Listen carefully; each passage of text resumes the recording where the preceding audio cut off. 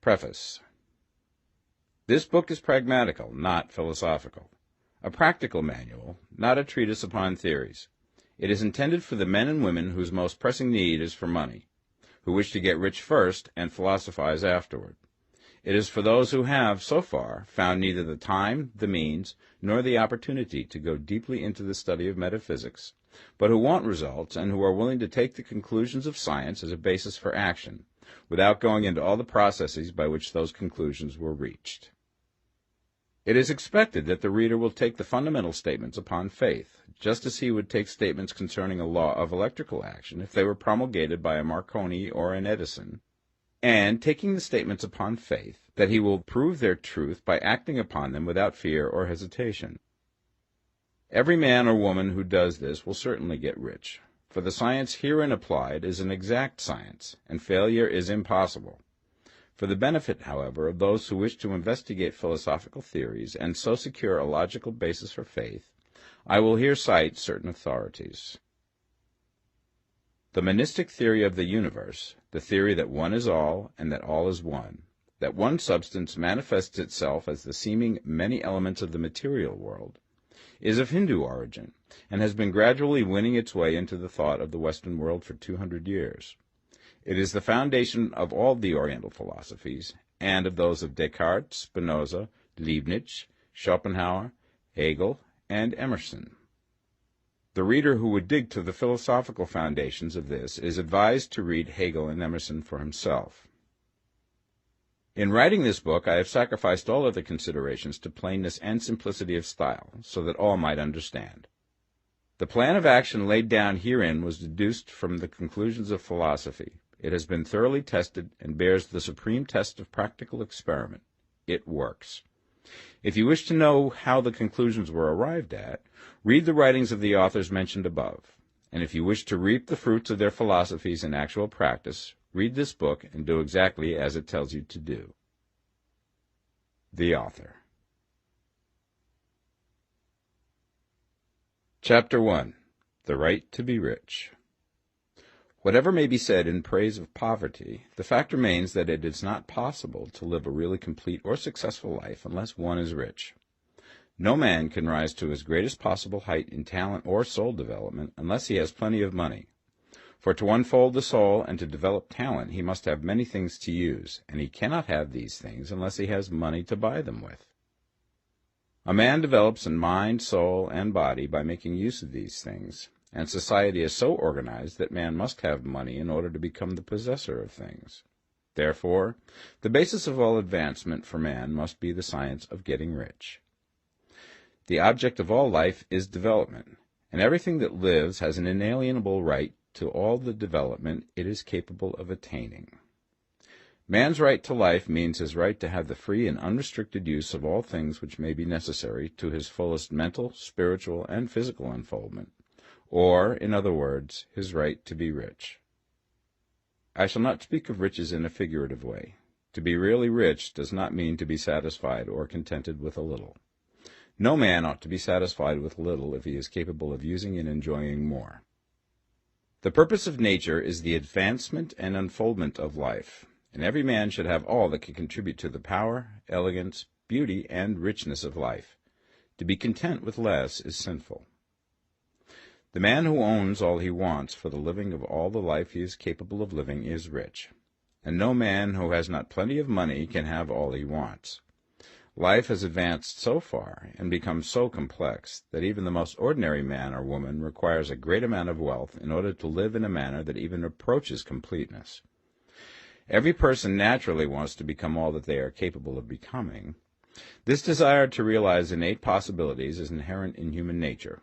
We cannot help wanting to be all that we can be. Success in life is becoming what you want to be. You can become what you want to be only by making use of things, and you can have the free use of things only as you become rich enough to buy them. To understand the science of getting rich is therefore the most essential of all knowledge. There is nothing wrong in wanting to get rich. The desire for riches is really the desire for a richer, fuller, and more abundant life, and that desire is praiseworthy. The man who does not desire to live more abundantly is abnormal.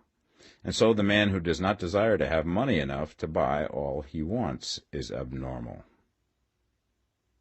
There are three motives for which we live. We live for the body, we live for the mind, we live for the soul. No one of these is better or holier than the other. All are alike desirable, and no one of the three, body, mind, or soul, can live fully if either of the others is cut short of full life and expression. It is not right or noble to live only for the soul and deny mind or body, and it is wrong to live for the intellect and deny body or soul. We are all acquainted with the loathsome consequences of living for the body and denying both mind and soul, and we see that real life means the complete expression of all that man can give forth through body, mind, and soul. Whatever he can say, no man can be really happy or satisfied unless his body is living fully in every function, and unless the same is true of his mind and his soul. Wherever there is unexpressed possibility, or function not performed, there is unsatisfied desire. Desire is possibility seeking expression, or function seeking performance. Man cannot live fully in body without good food, comfortable clothing, and warm shelter, and without freedom from excessive toil. Rest and recreation are also necessary to his physical life. He cannot live fully in mind without books and time to study them, without opportunity for travel and observation, or without intellectual companionship. To live fully in mind, he must have intellectual recreations, and must surround himself with all the objects of art and beauty he is capable of using and appreciating. To live fully in soul, man must have love, and love is denied expression by poverty. A man's highest happiness is found in the bestowal of benefits on those he loves. Love finds its most natural and spontaneous expression in giving. The man who has nothing to give cannot fill his place as a husband or father, as a citizen or as a man. It is in the use of material things that a man finds full life for his body, develops his mind, and unfolds his soul. It is therefore of supreme importance to him that he should be rich. It is perfectly right that you should desire to be rich. If you are a normal man or woman, you cannot help doing so. It is perfectly right that you should give your best attention to the science of getting rich, for it is the noblest and most necessary of all studies.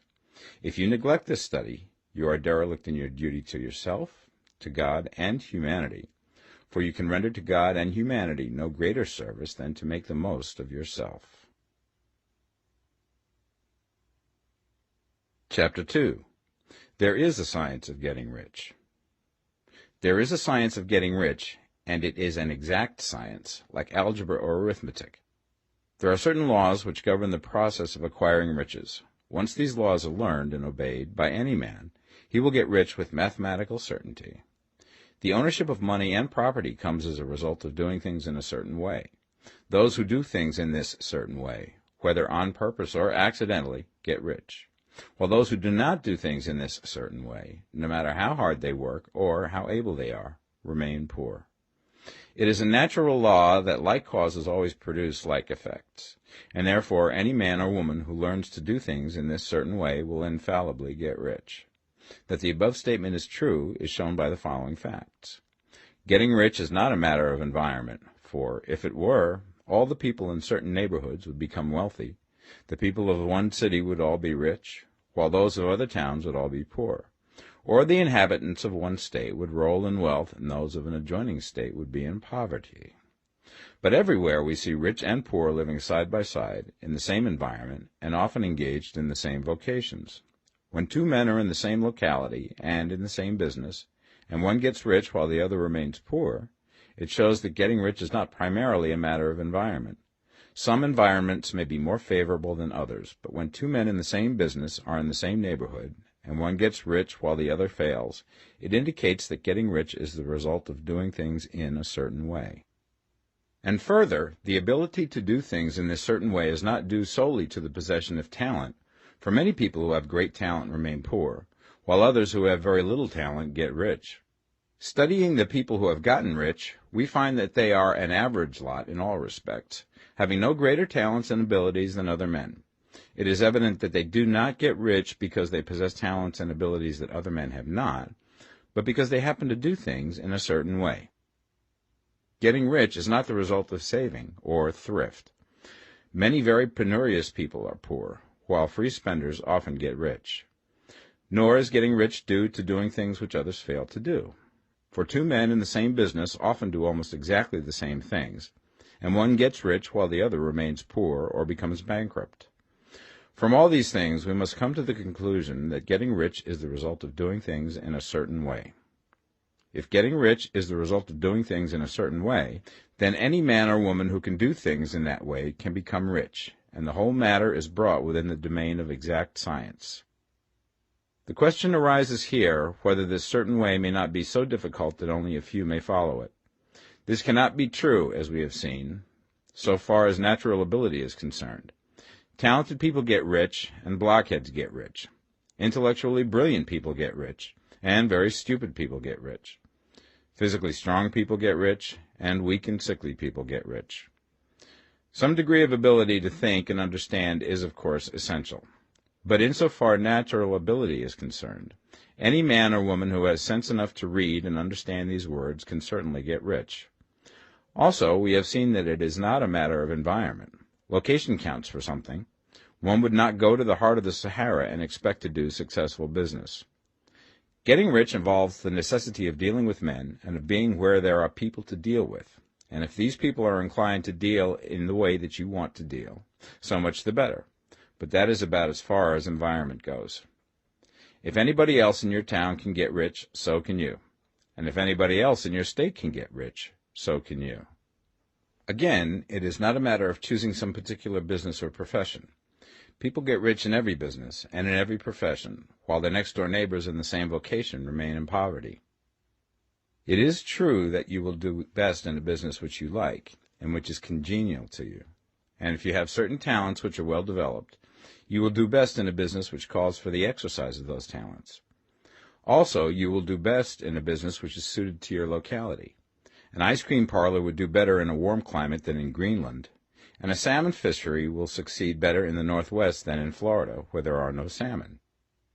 But aside from these general limitations, getting rich is not dependent upon your engaging in some particular business, but upon your learning to do things in a certain way.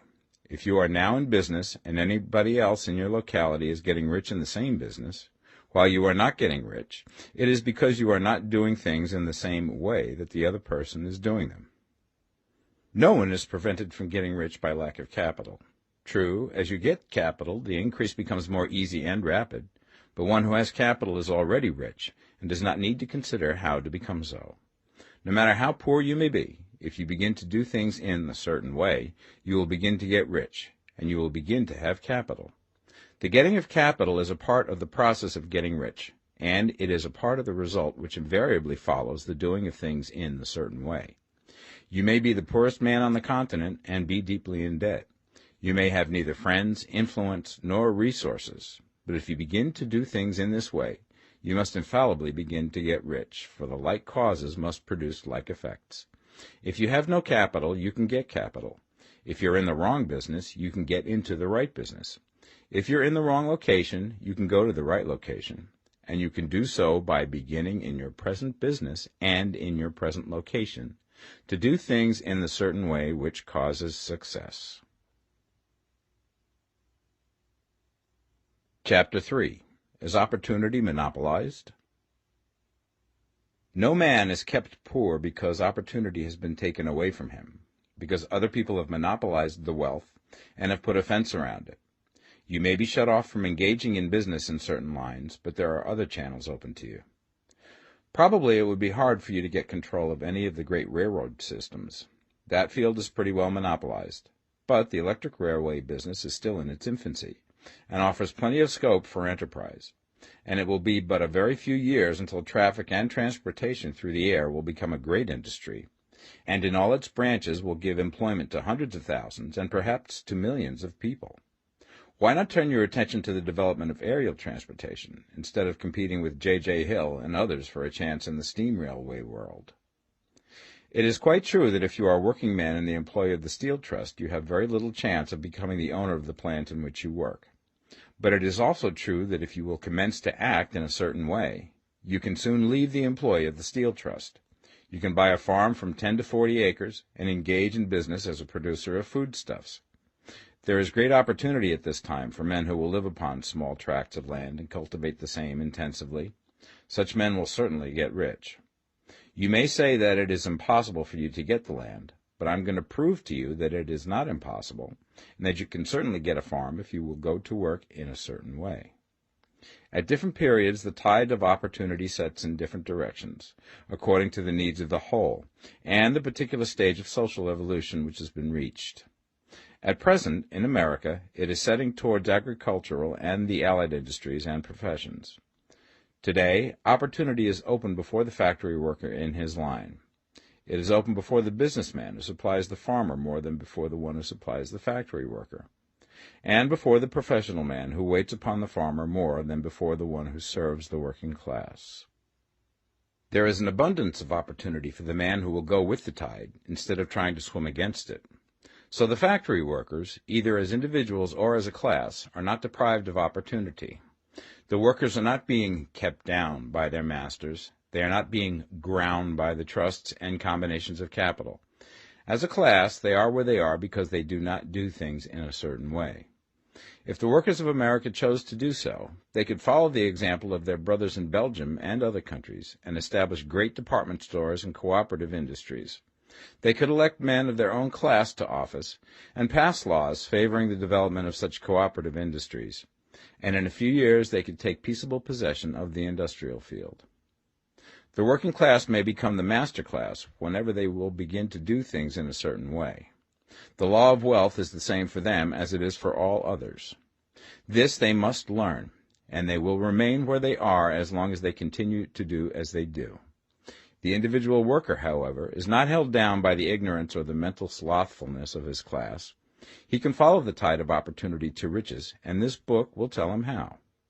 No one is kept in poverty by a shortness in the supply of riches. There is more than enough for all.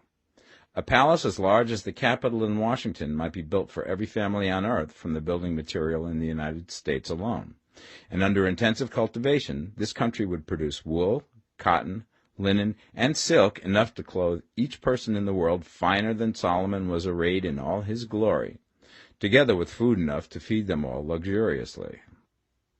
The visible supply is practically inexhaustible, and the invisible supply really is inexhaustible. Everything you see on earth is made from one original substance, out of which all things proceed. New forms are constantly being made, and older ones are dissolving, but all are shapes assumed by one thing. There is no limit to the supply of formless stuff or original substance. The universe is made out of it, but it was not all used in making the universe. The spaces in, through, and between the forms of the visible universe are permeated and filled with the original substance, with the formless stuff, with the raw material of all things.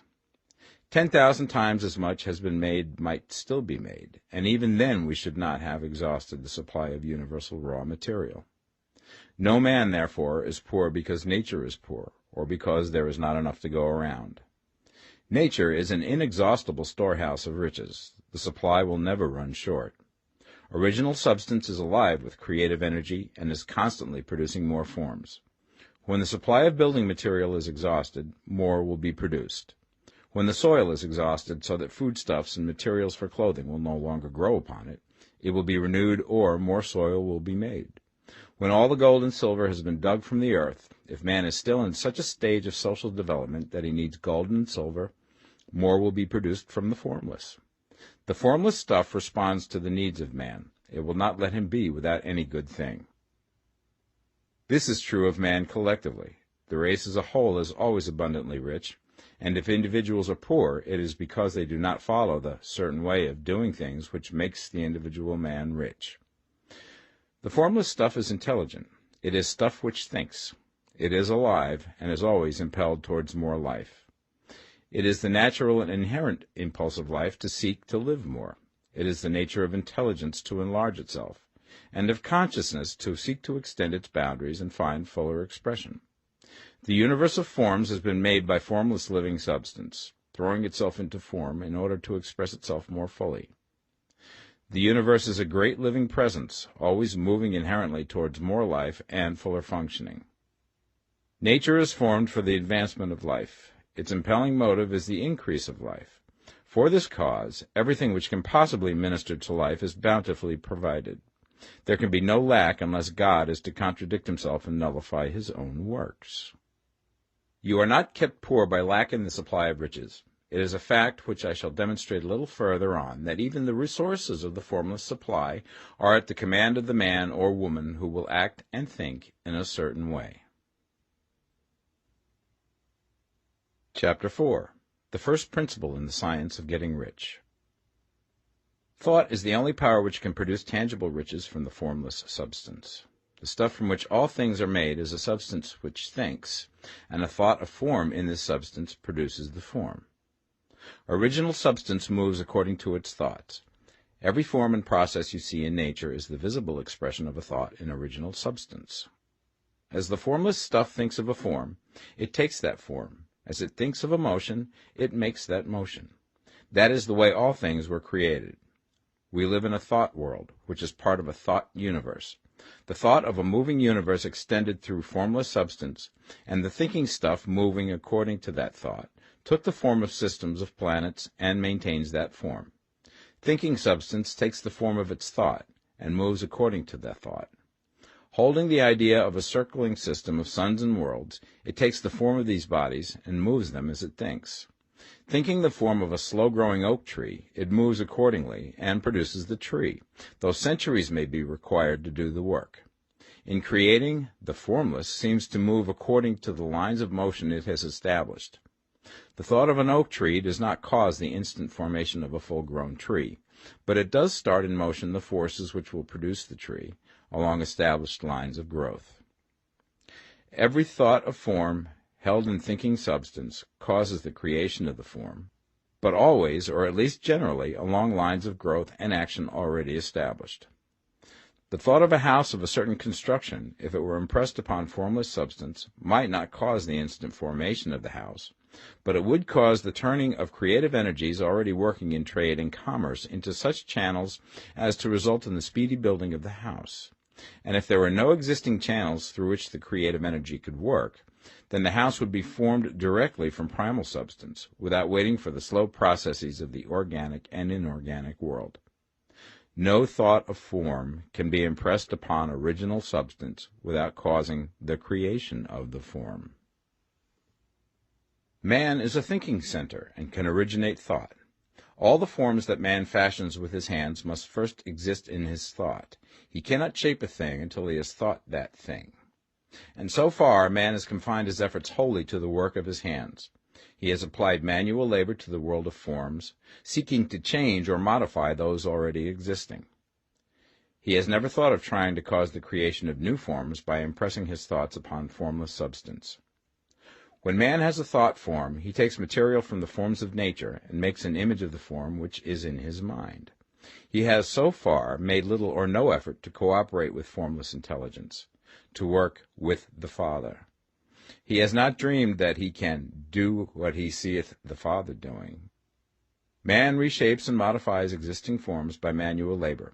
He has given no attention to the question whether he may not produce things from formless substance by communicating his thoughts to it. We propose to prove that he may do so, to prove that any man or woman may do so, and to show how. As our first step, we must lay down the three fundamental propositions. First, we assert that there is one original formless stuff, or substance, from which all things are made.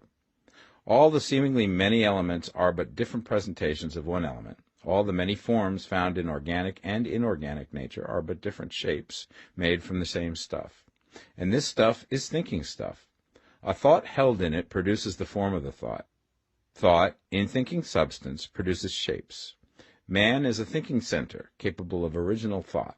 If a man can communicate his thought to original thinking substance, he can cause the creation or formation of the thing he thinks about.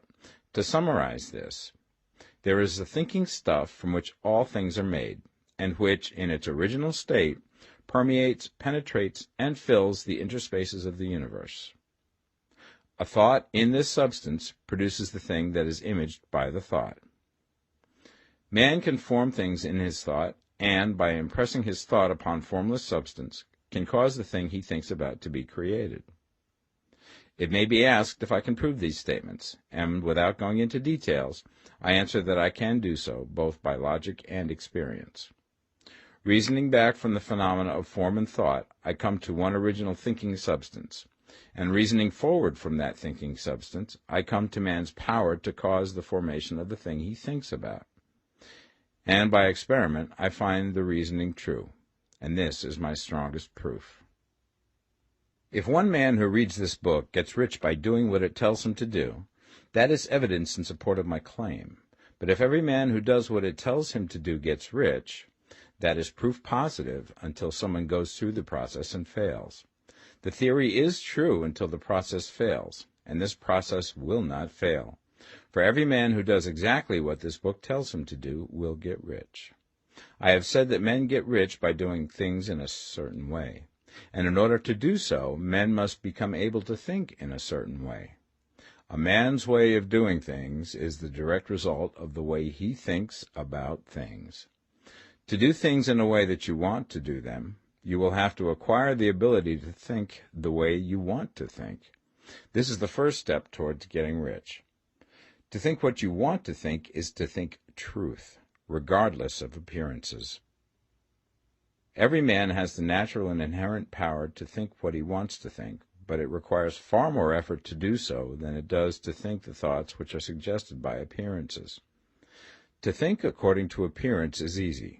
To think truth regardless of appearances is laborious, and requires the expenditure of more power than any other work man is called upon to perform. There is no labor from which most people shrink as they do from that of sustained and consecutive thought. It is the hardest work in the world. This is especially true when truth is contrary to appearances. Every appearance in the visible world tends to produce a corresponding form in the mind which observes it, and this can only be prevented by holding the thought of the truth. To look upon the appearance of disease will produce the form of disease in your own mind and ultimately in your body, unless you hold the thought of the truth, which is that there is no disease. It is only an appearance, and the reality is health. To look upon the appearances of poverty will produce corresponding forms in your own mind, unless you hold to the truth that there is no poverty, there is only abundance. To think health when surrounded by the appearance of disease, or to think riches when in the midst of appearances of poverty, requires power, but he who acquires this power becomes a master mind. He can conquer fate. He can have what he wants. This power can only be acquired by getting hold of the basic fact which is behind all appearances, and that fact is that there is one thinking substance, from which and by which all things are made. Then we must grasp the truth that every thought held in this substance becomes a form, and that man can so impress his thoughts upon it as to cause them to take form and become visible things. When we realize this, we lose all doubt and fear, for we know that we can create what we want to create, and we can get what we want to have, and can become what we want to be.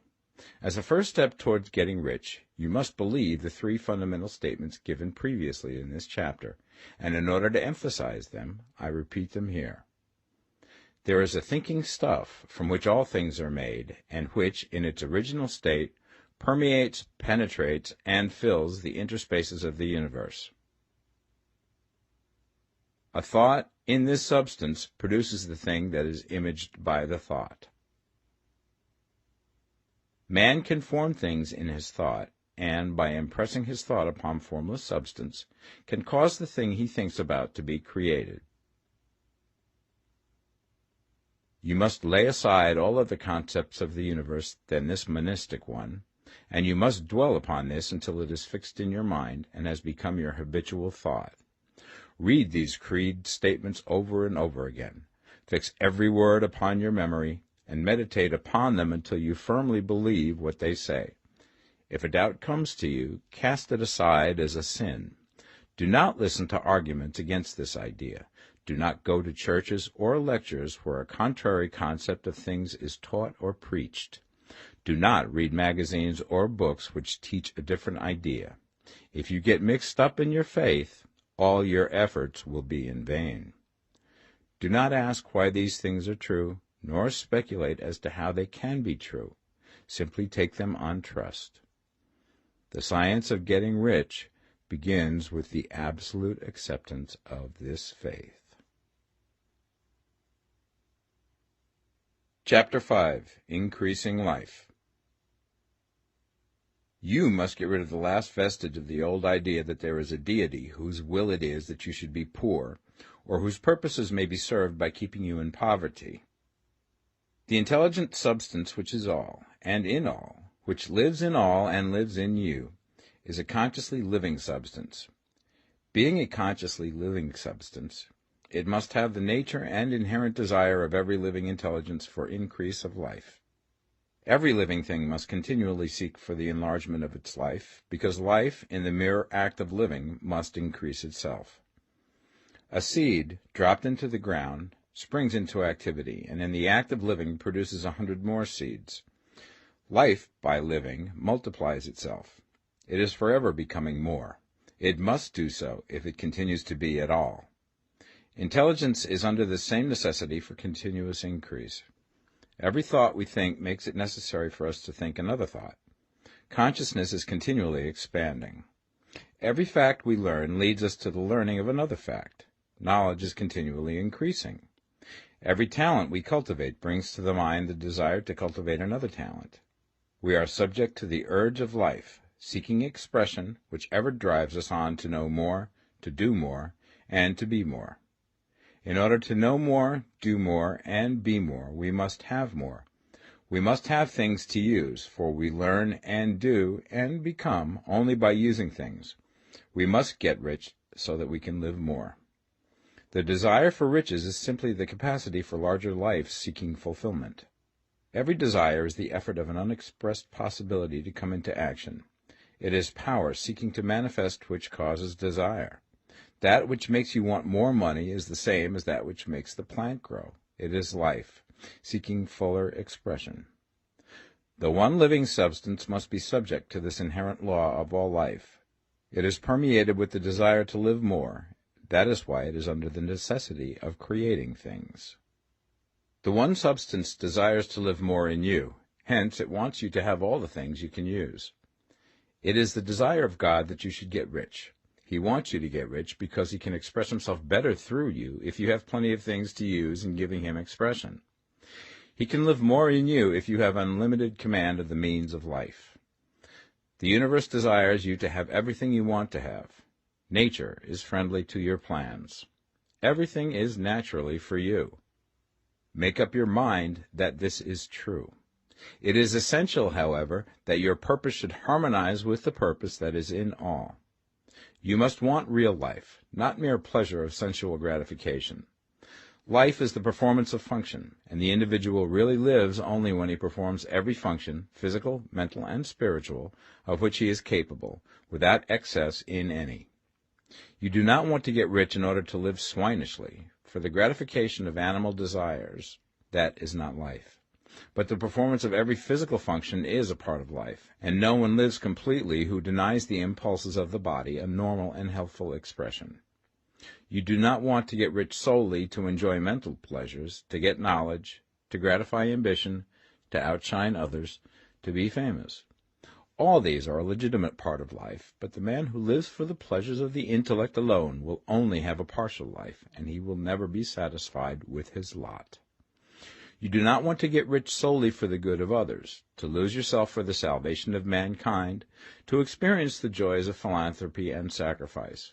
The joys of the soul are only a part of life, and they are no better or nobler than any other part.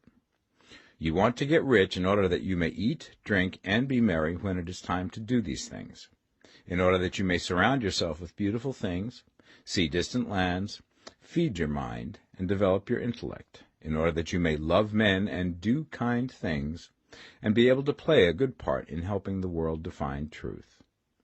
But remember that extreme altruism is no better and no nobler than extreme selfishness. Both are mistakes. Get rid of the idea that God wants you to sacrifice yourself for others, and that you can secure his favor by doing so. God requires nothing of the kind. What he wants is that you should make the most of yourself, for yourself and for others, and you can help others more by making the most of yourself than in any other way.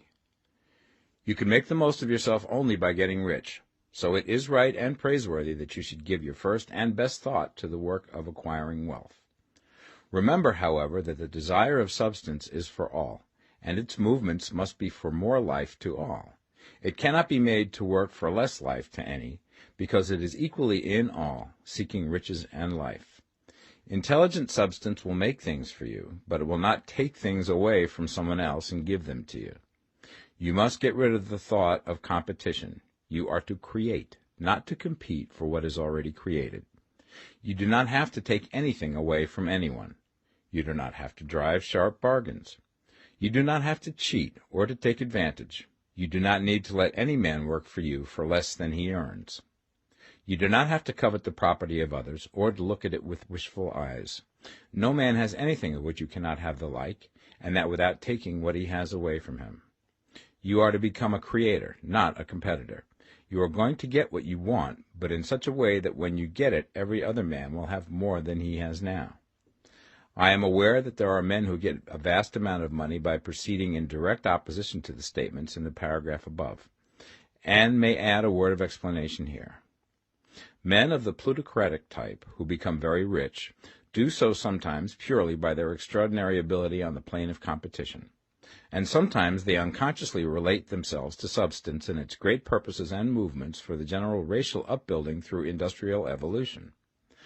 Rockefeller, Carnegie, Morgan, et al. Have been the unconscious agents of the Supreme in the necessary work of systematizing and organizing productive industry, and, in the end, their work will contribute immensely towards increased life for all. Their day is nearly over. They have organized production, and will soon be succeeded by the agents of the multitude, who will organize the machinery of distribution. The multimillionaires are like the monster reptiles of the prehistoric eras. They play a necessary part in the evolutionary process, but the same power which produced them will dispose of them, and it is well to bear in mind that they have never been really rich. A record of the private lives of most of this class will show that they have really been the most abject and wretched of the poor. Riches secured on the competitive plane are never satisfactory and permanent. They are yours today and another's tomorrow. Remember, if you are to become rich in a scientific and certain way, you must rise entirely out of the competitive thought. You must never think for a moment that the supply is limited. Just as soon as you begin to think that all the money is being cornered and controlled by bankers and others, and that you must exert yourself to get laws passed to stop this process, and so on, in that moment you drop into the competitive mind, and your power to cause creation is gone for the time being. And what is worse, you will probably arrest the creative movements you have already instituted. Know that there are countless millions of dollars worth of gold in the mountains of the earth, not yet brought to light, and know that if there were not, more would be created from thinking substance to supply your needs. Know that the money you need will come, even if it is necessary for 1,000 men to be led to the discovery of new gold mines tomorrow. Never look at the visible supply. Look always at the limitless riches in formless substance, and know that they are coming to you as fast as you can receive and use them. Nobody, by cornering the visible supply, can prevent you from getting what is yours. So never allow yourself to think for an instant that all the best building spots will be taken before you get ready to build your house, unless you hurry.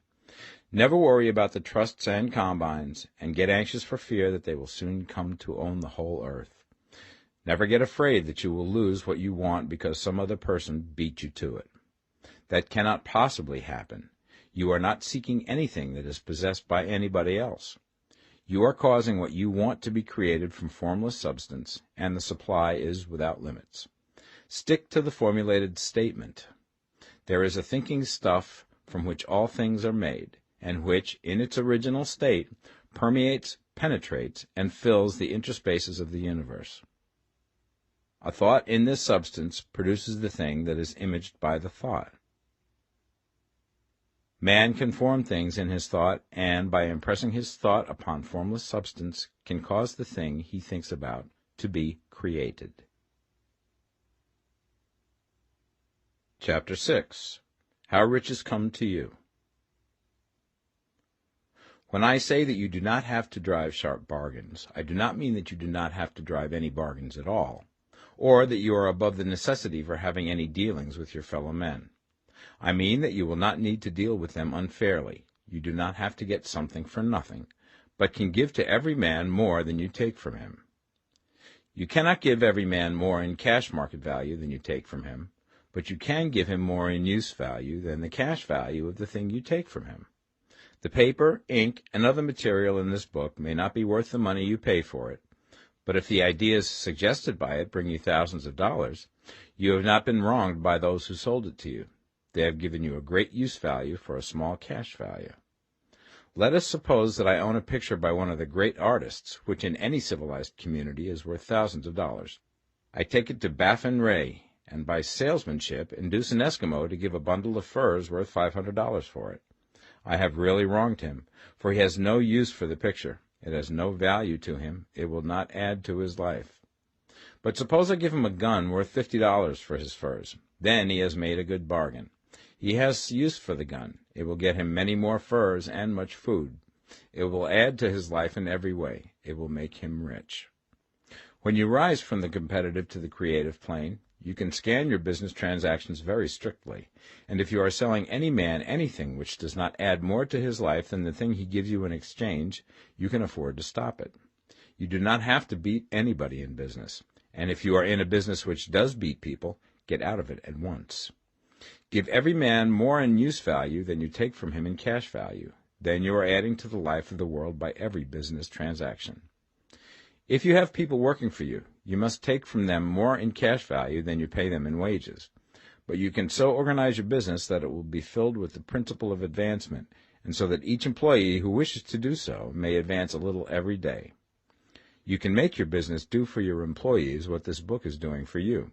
You can so conduct your business that it will be a sort of ladder, by which every employee who will take the trouble may climb to riches himself, and, given the opportunity, if he will not do so, it is not your fault.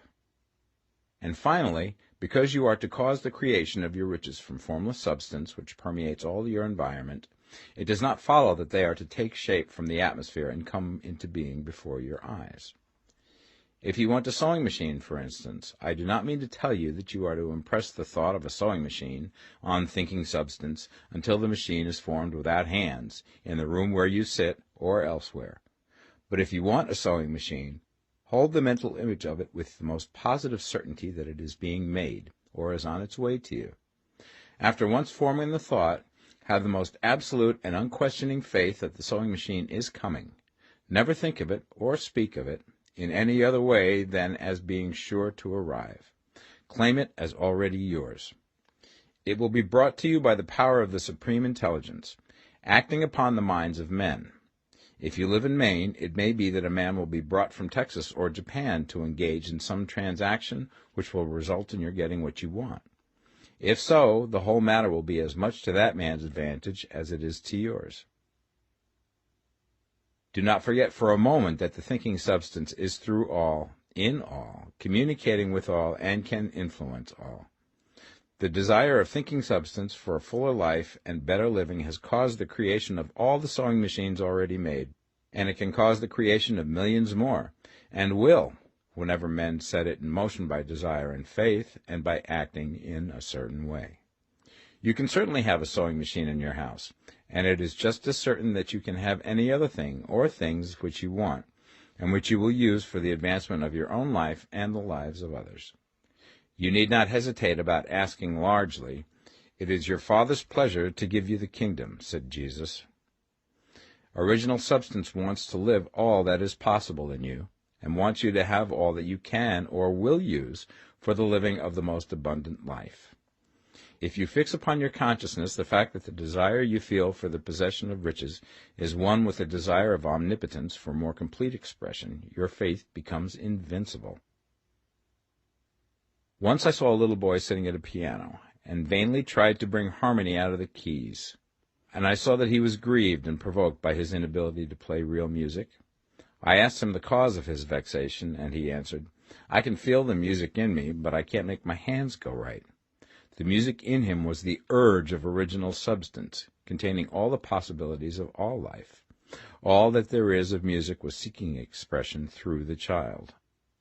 God, the one substance, is trying to live and do and enjoy things through humanity. He is saying, I want hands to build wonderful structures, to play divine harmonies, to paint glorious pictures. I want feet to run my errands, eyes to see my beauties, tongues to tell mighty truths and to sing marvelous songs, and so on. All that there is of possibility is seeking expression through men. God wants those who can play music to have pianos and every other instrument, and to have the means to cultivate their talents to the fullest extent. He wants those who can appreciate beauty to be able to surround themselves with beautiful things. He wants those who can discern truth to have every opportunity to travel and observe. He wants those who can appreciate dress to be beautifully clothed, and those who can appreciate good food to be luxuriously fed. He wants all these things because it is himself that enjoys and appreciates them. It is God who wants to play and sing and enjoy beauty and proclaim truth and wear fine clothes and eat good food. It is God that worketh in you to will and to do, said Paul. The desire you feel for riches is the infinite, seeking to express himself in you as he sought to find expression in the little boy at the piano. So you need not hesitate to ask largely. Your part is to focalize and express the desire to God. This is a difficult point with most people. They retain some of the old idea that poverty and self-sacrifice are pleasing to God. They look upon poverty as a part of the plan, a necessity of nature. They have the idea that God has finished his work and made all that he can make, and that the majority of men must stay poor because there is not enough to go around. They hold to so much of this erroneous thought that they feel ashamed to ask for wealth. They try not to want more than a very modest competence, just enough to make them fairly comfortable. I recall now the case of one student who was told that he must get in mind a clear picture of the things he desired, so that the creative thought of them might be impressed upon formless substance. He was a very poor man, living in a rented house, and having only what he earned from day to day, and he could not grasp the fact that all wealth was his. So, after thinking the matter over, he decided that he might reasonably ask for a new rug for the floor of his best room, and an anthracite coal stove to heat the house during the cold weather. Following the instructions given in this book, he obtained these things in a few months, and then it dawned upon him that he had not asked enough. He went through the house in which he lived, and planned all the improvements he would like to make in it. He mentally added a bay window here and a room there, until it was complete in his mind as an ideal home, and then he planned its furnishings. Holding the whole picture in his mind, he began living in the certain way, and moving towards what he wanted, and he now owns the house, and is rebuilding it after the form of his mental image. And now, with still larger faith, he is going to get greater things. It has been unto him according to his faith, and it is so with you and with all of us. Chapter 7. Gratitude. The illustrations given in the last chapter will have conveyed the fact that the first step towards getting rich is to convey the idea of your wants to the formless substance. This is true, and you will see that in order to do so, it becomes necessary to relate yourself to the formless intelligence in a harmonious way. To secure this harmonious relation is a matter of such primary and vital importance that I shall give some space to its discussion here, and give you instructions which, if you will follow them, will be certain to bring you into perfect unity of mind with God. The whole process of mental adjustment and atonement can be summed up in one word: gratitude. First, you believe that there is one intelligent substance from which all things proceed. Second, you believe that this substance gives you everything you desire. And third, you relate yourself to it by a feeling of deep and profound gratitude. Many people who order their lives rightly in all other ways are kept in poverty by their lack of gratitude. Having received one gift from God, they cut the wires which connect them with him by failing to make acknowledgment. It is easy to understand that the nearer we live to the source of wealth, the more wealth we shall receive. And it is easy also to understand that the soul that is always grateful lives in closer touch with God than the one which never looks to him in thankful acknowledgment. The more gratefully we fix our minds on the Supreme when good things come to us, the more good things we will receive, and the more rapidly they will come. And the reason simply is that the mental attitude of gratitude draws the mind into closer touch with the source from which the blessings come. If it is a new thought to you that gratitude brings your whole mind into closer harmony with the creative energies of the universe, Consider it well, and you will see that it is true. The good things you already have come to you along the line of obedience to certain laws. Gratitude will lead your mind out along the ways by which things come, and it will keep you in close harmony with creative thought and prevent you from falling into competitive thought. Gratitude alone can keep you looking towards the all, and prevent you from falling into the error of thinking of the supply as limited, and to do that would be fatal to your hopes. There is a law of gratitude, and it is absolutely necessary that you should observe the law if you are to get the results you seek. The law of gratitude is the natural principle that action and reaction are always equal, and in opposite directions. The grateful outreaching of your mind in thankful praise to the Supreme is a liberation or expenditure of force.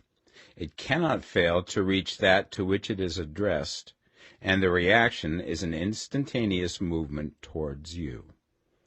Draw nigh unto God, and he will draw nigh unto you. That is a statement of psychological truth. And if your gratitude is strong and constant, the reaction in formless substance will be strong and continuous. The movement of the things you want will always be towards you. Notice the grateful attitude that Jesus took, how he always seemed to be saying, I thank thee, Father, that thou hearest me. You cannot exercise much power without gratitude, for it is gratitude that keeps you connected with power. But the value of gratitude does not consist solely in getting you more blessings in the future. Without gratitude, you cannot long keep from dissatisfied thought regarding things as they are. The moment you permit your mind to dwell with dissatisfaction upon things as they are, you begin to lose ground. You fix attention upon the common, the ordinary, the poor, and the squalid and mean, and your mind takes the form of these things. Then you will transmit these forms or mental images to the formless, and the common, the poor, the squalid, and mean will come to you. To permit your mind to dwell upon the inferior is to become inferior, and to surround yourself with inferior things. On the other hand, to fix your attention on the best is to surround yourself with the best, and to become the best. The creative power within us makes us into the image of that to which we give our attention. We are thinking substance, and thinking substance always takes the form of that which it thinks about. The grateful mind is constantly fixed upon the best. Therefore it tends to become the best. It takes the form or character of the best and will receive the best. Also, faith is born of gratitude. The grateful mind continually expects good things, and expectation becomes faith. The reaction of gratitude upon one's own mind produces faith, and every outgoing wave of grateful thanksgiving increases faith. He who has no feeling of gratitude cannot long retain a living faith, and without a living faith you cannot get rich by the creative method, as we shall see in the following chapters. It is necessary, then, to cultivate the habit of being grateful for every good thing that comes to you, and to give thanks continuously. And because all things have contributed to your advancement, you should include all things in your gratitude. Do not waste time thinking or talking about the shortcomings or wrong actions of plutocrats or trust magnates. Their organization of the world has made your opportunity. All you get really comes to you because of them. Do not rage against corrupt politicians. If it were not for politicians, we should fall into anarchy, and your opportunity would be greatly lessened. God has worked a long time and very patiently to bring us up to where we are in industry and government, and he is going right on with his work. There is not the least doubt that he will do away with plutocrats, trust magnates, captains of industry, and politicians as soon as they can be spared. But in the meantime, behold, they are all very good. Remember that they are all helping to arrange the lines of transmission along which your riches will come to you, and be grateful to them all. This will bring you into harmonious relations with the good in everything, and the good in everything will move toward you.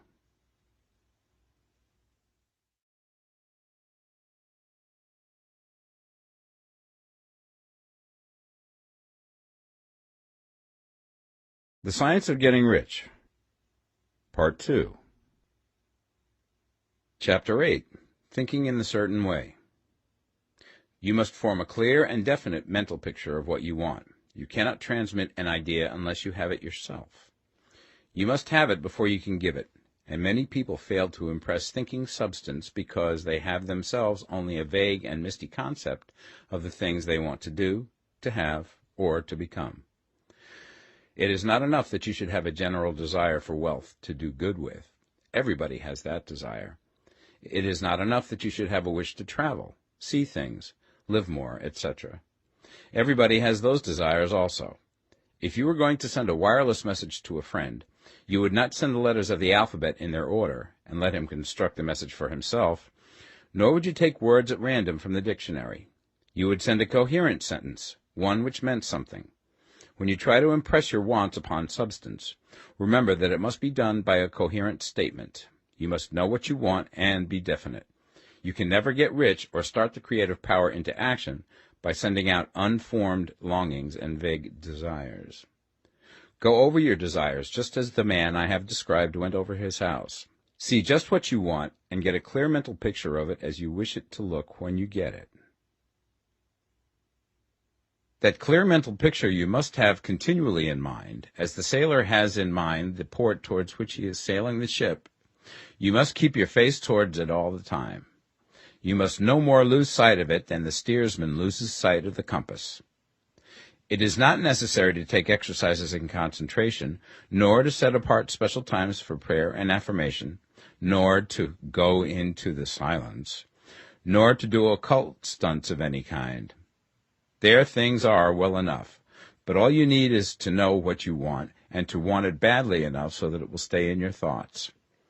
Spend as much of your leisure time as you can in contemplating your picture, but no one needs to take exercises to concentrate his mind on a thing which he really wants.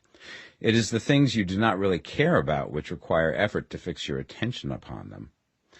And unless you really want to get rich, so that the desire is strong enough to hold your thoughts directly to the purpose, as the magnetic pole holds the needle of the compass, it will hardly be worthwhile for you to try to carry out the instructions given in this book. The methods herein set forth are for people whose desire for riches is strong enough to overcome mental laziness and the love of ease, and make them work. The more clear and definite you make your pictures then, and the more you dwell upon it, bringing out all of its delightful details, the stronger your desire will be, and the stronger your desire, the easier it will be to hold your mind fixed upon the picture of what you want. Something more is necessary, however, than merely to see the picture clearly. If that is all you do, you are only a dreamer, and will have little or no power for accomplishment. Behind your clear vision must be the purpose to realize it, to bring it out in tangible expression. And behind this purpose must be an invincible and unwavering faith that the thing is already yours, that it is at hand, and you have only to take possession of it. Live in the new house mentally until it takes form around you physically. In the mental realm, enter at once into full enjoyment of the things you want. Whatsoever things ye ask for when ye pray, believe that ye receive them, and ye shall have them, said Jesus. See the things you want as if they were actually around you all the time. See yourself as owning and using them. Make use of them in imagination, just as you will use them when they are your tangible possessions. Dwell upon your mental picture until it is clear and distinct, and then take the mental attitude of ownership towards everything in that picture. Take possession of it in mind, in the full faith that it is actually yours. Hold to this mental ownership. Do not waver for an instant in the faith that it is real. And remember what was said in the preceding chapter about gratitude. Be as thankful for it all the time as you expect to be when it has taken form. The man who can sincerely thank God for the things which as yet he owns only in imagination has real faith. He will get rich. He will cause the creation of whatsoever he wants. You do not need to pray repeatedly for things you want. It is not necessary to tell God about it every day. Use not vain repetitions as the heathens do, said Jesus to his pupils. For your Father knoweth that ye have need of these things before ye ask him.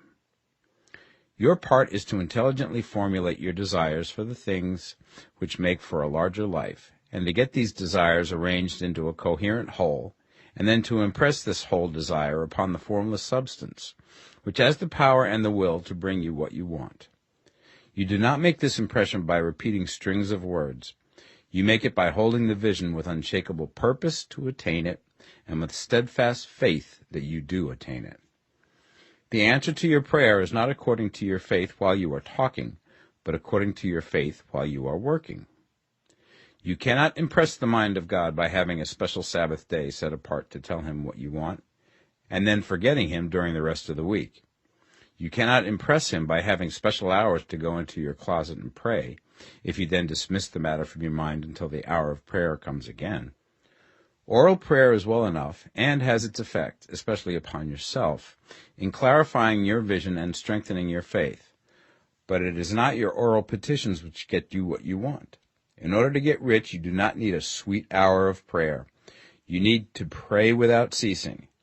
And by prayer I mean holding steadily to your vision, with the purpose to cause its creation into solid form, and the faith that you are doing so. Believe that ye receive them. The whole matter turns on receiving, once you have clearly formed your vision. When you have formed it, it is well to make an oral statement, addressing the Supreme in reverent prayer, and from that moment you must, in mind, receive what you ask for. Live in the new house, wear the fine clothes, ride in the automobile, go on the journey, and confidently plan for greater journeys. Think and speak of all things you have asked for in terms of actual present ownership. Imagine an environment and a financial condition exactly as you want them, and live all the time in that imaginary environment and financial condition. Mind, however, that you do not do this as a mere dreamer and castle builder. Hold to the faith that the imaginary is being realized, and to the purpose to realize it.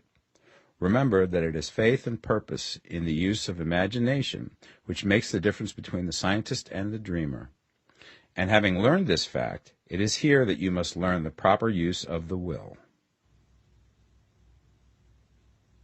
Chapter 9. How to use the will. To set about getting rich in a scientific way, you do not try to apply your willpower to anything outside of yourself. You have no right to do so anyway. It is wrong to apply your will to other men and women in order to get them to do what you wish done. It is as flagrantly wrong to coerce people by mental power as it is to coerce them by physical power. If compelling people by physical force to do things for you reduces them to slavery, compelling them by mental means accomplishes exactly the same thing. The only difference is in methods. If taking things from people by physical force is robbery, then taking things by mental force is robbery also. There is no difference in principle. You have no right to use your willpower upon another person, even for his own good, for you do not know what is for his good. The science of getting rich does not require you to apply power or force to any other person in any way whatsoever. There is not the slightest necessity for doing so. Indeed, any attempt to use your will upon others will only tend to defeat your purpose. You do not need to apply your will to things in order to compel them to come to you.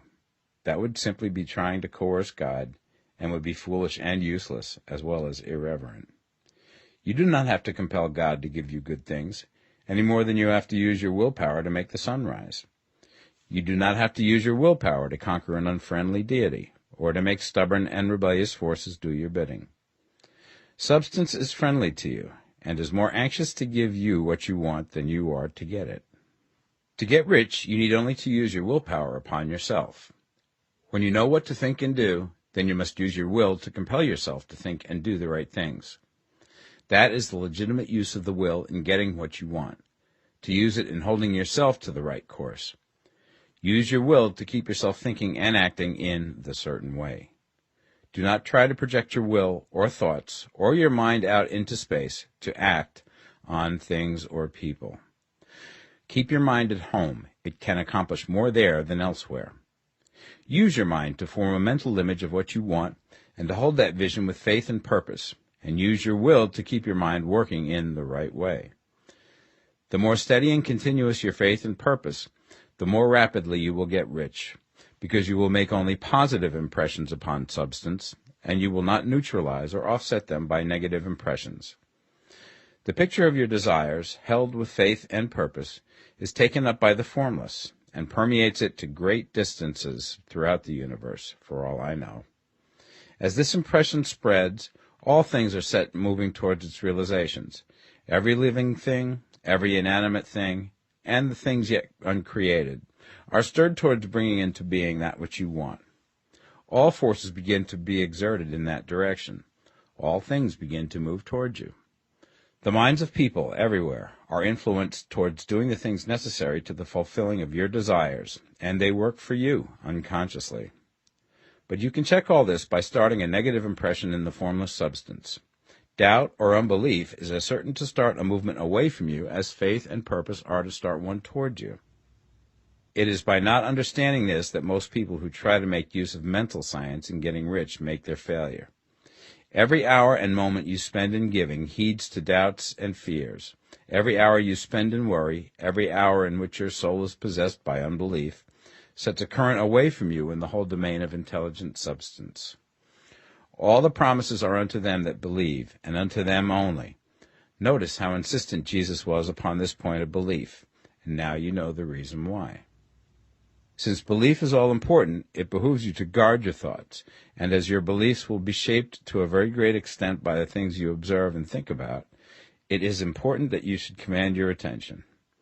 And here the will comes into use, for it is by your will that you determine upon what things your attention shall be fixed. If you want to become rich, you must not make a study of poverty. Things are not brought into being by thinking about their opposites. Health is never to be attained by studying disease and thinking about disease. Righteousness is not to be promoted by studying sin and thinking about sin. And no one ever got rich by studying poverty and thinking about poverty. Medicine as a science of disease has increased disease. Religion as a science of sin has promoted sin. And economics as a study of poverty will fill the world with wretchedness and want. Do not talk about poverty. Do not investigate it or concern yourself with it. Never mind what its causes are. You have nothing to do with them. What concerns you is the cure. Do not spend your time in charitable work or charity movements.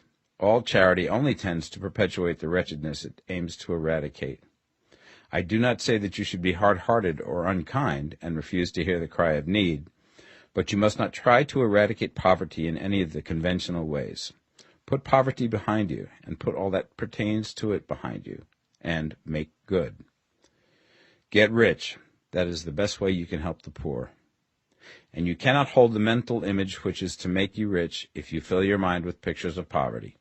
Do not read books or papers which give circumstantial accounts of the wretchedness of the tenement dwellers, of the horrors of child labor, and so on. Do not read anything which fills your mind with gloomy images of want and suffering. You cannot help the poor in the least by knowing about these things, and the widespread knowledge of them does not tend at all to do away with poverty. What tends to do away with poverty is not getting the pictures of poverty into your mind, but getting pictures of wealth into the minds of the poor. You are not deserting the poor in their misery when you refuse to allow your mind to be filled with pictures of that misery. Poverty can be done away with, not by increasing the number of well-to-do people who think about poverty, but by increasing the number of poor people who purpose with faith to get rich. The poor do not need charity, they need inspiration. Charity only sends them a loaf of bread to keep them alive in their wretchedness, or give them an entertainment to make them forget for an hour or two. But inspiration will cause them to rise out of their misery. If you want to help the poor, demonstrate to them that they can become rich. Prove it by getting rich yourself. The only way in which poverty will ever be banished from this world is by getting a large and constantly increasing number of people to practice the teachings of this book. People must be taught to become rich by creation, not by competition. Every man who becomes rich by competition throws down behind him the ladder by which he rises and keeps others down. But every man who gets rich by creation opens a way for thousands to follow him and inspires them to do so. You are not showing hardness of heart or an unfeeling disposition when you refuse to pity poverty, see poverty, read about poverty, or think or talk about it, or to listen to those who do talk about it. Use your willpower to keep your mind off the subject of poverty and to keep it fixed with faith and purpose on the vision of what you want. Chapter 10. Further Use of the Will. You cannot retain a true and clear vision of wealth if you are constantly turning your attention to opposing pictures, whether they be external or imaginary. Do not tell of your past troubles of a financial nature, if you have had them. Do not think of them at all. Do not tell of the poverty of your parents, or the hardships of your early life. To do any of these things is to mentally class yourself with the poor for the time being, and it will certainly check the movement of things in your direction. Let the dead bury their dead, as Jesus said. Put poverty and all things that pertain to poverty completely behind you. You have accepted a certain theory of the universe as being correct, and are resting all your hopes of happiness on its being correct. And what can you gain by giving heed to conflicting theories? Do not read religious books which tell you that the world is soon coming to an end, and do not read the writing of muckrakers and pessimistic philosophers who tell you that it is going to the devil. The world is not going to the devil. It is going to God. It is wonderful becoming. True, there may be a good many things in existing conditions which are disagreeable, but what is the use of studying them when they are certainly passing away, and when the study of them only tends to check their passing and keep them with us? Why give time and attention to things which are being removed by evolutionary growth, when you can hasten their removal only by promoting the evolutionary growth as far as your part of it goes? No matter how horrible and seeming may be the conditions in certain countries, sections, or places, you waste your time and destroy your own chances by considering them.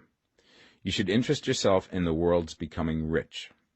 Think of the riches in the world as coming to, instead of the poverty it is growing out of, and bear in mind that the only way in which you can assist the world in growing rich is by growing rich yourself through creative method, not the competitive one. Give your attention wholly to riches. Ignore poverty. Whenever you think or speak of those who are poor, think and speak of them as those who are becoming rich, as those who are to be congratulated rather than pitied. Then they and others will catch the inspiration and begin to search for the way out. Because I say that you are to give your whole time and mind and thought to riches, it does not follow that you are to be sordid or mean. To become really rich is the noblest aim you can have in life, for it includes everything else. On the competitive plane, the struggle to get rich is a godless scramble for power over other men.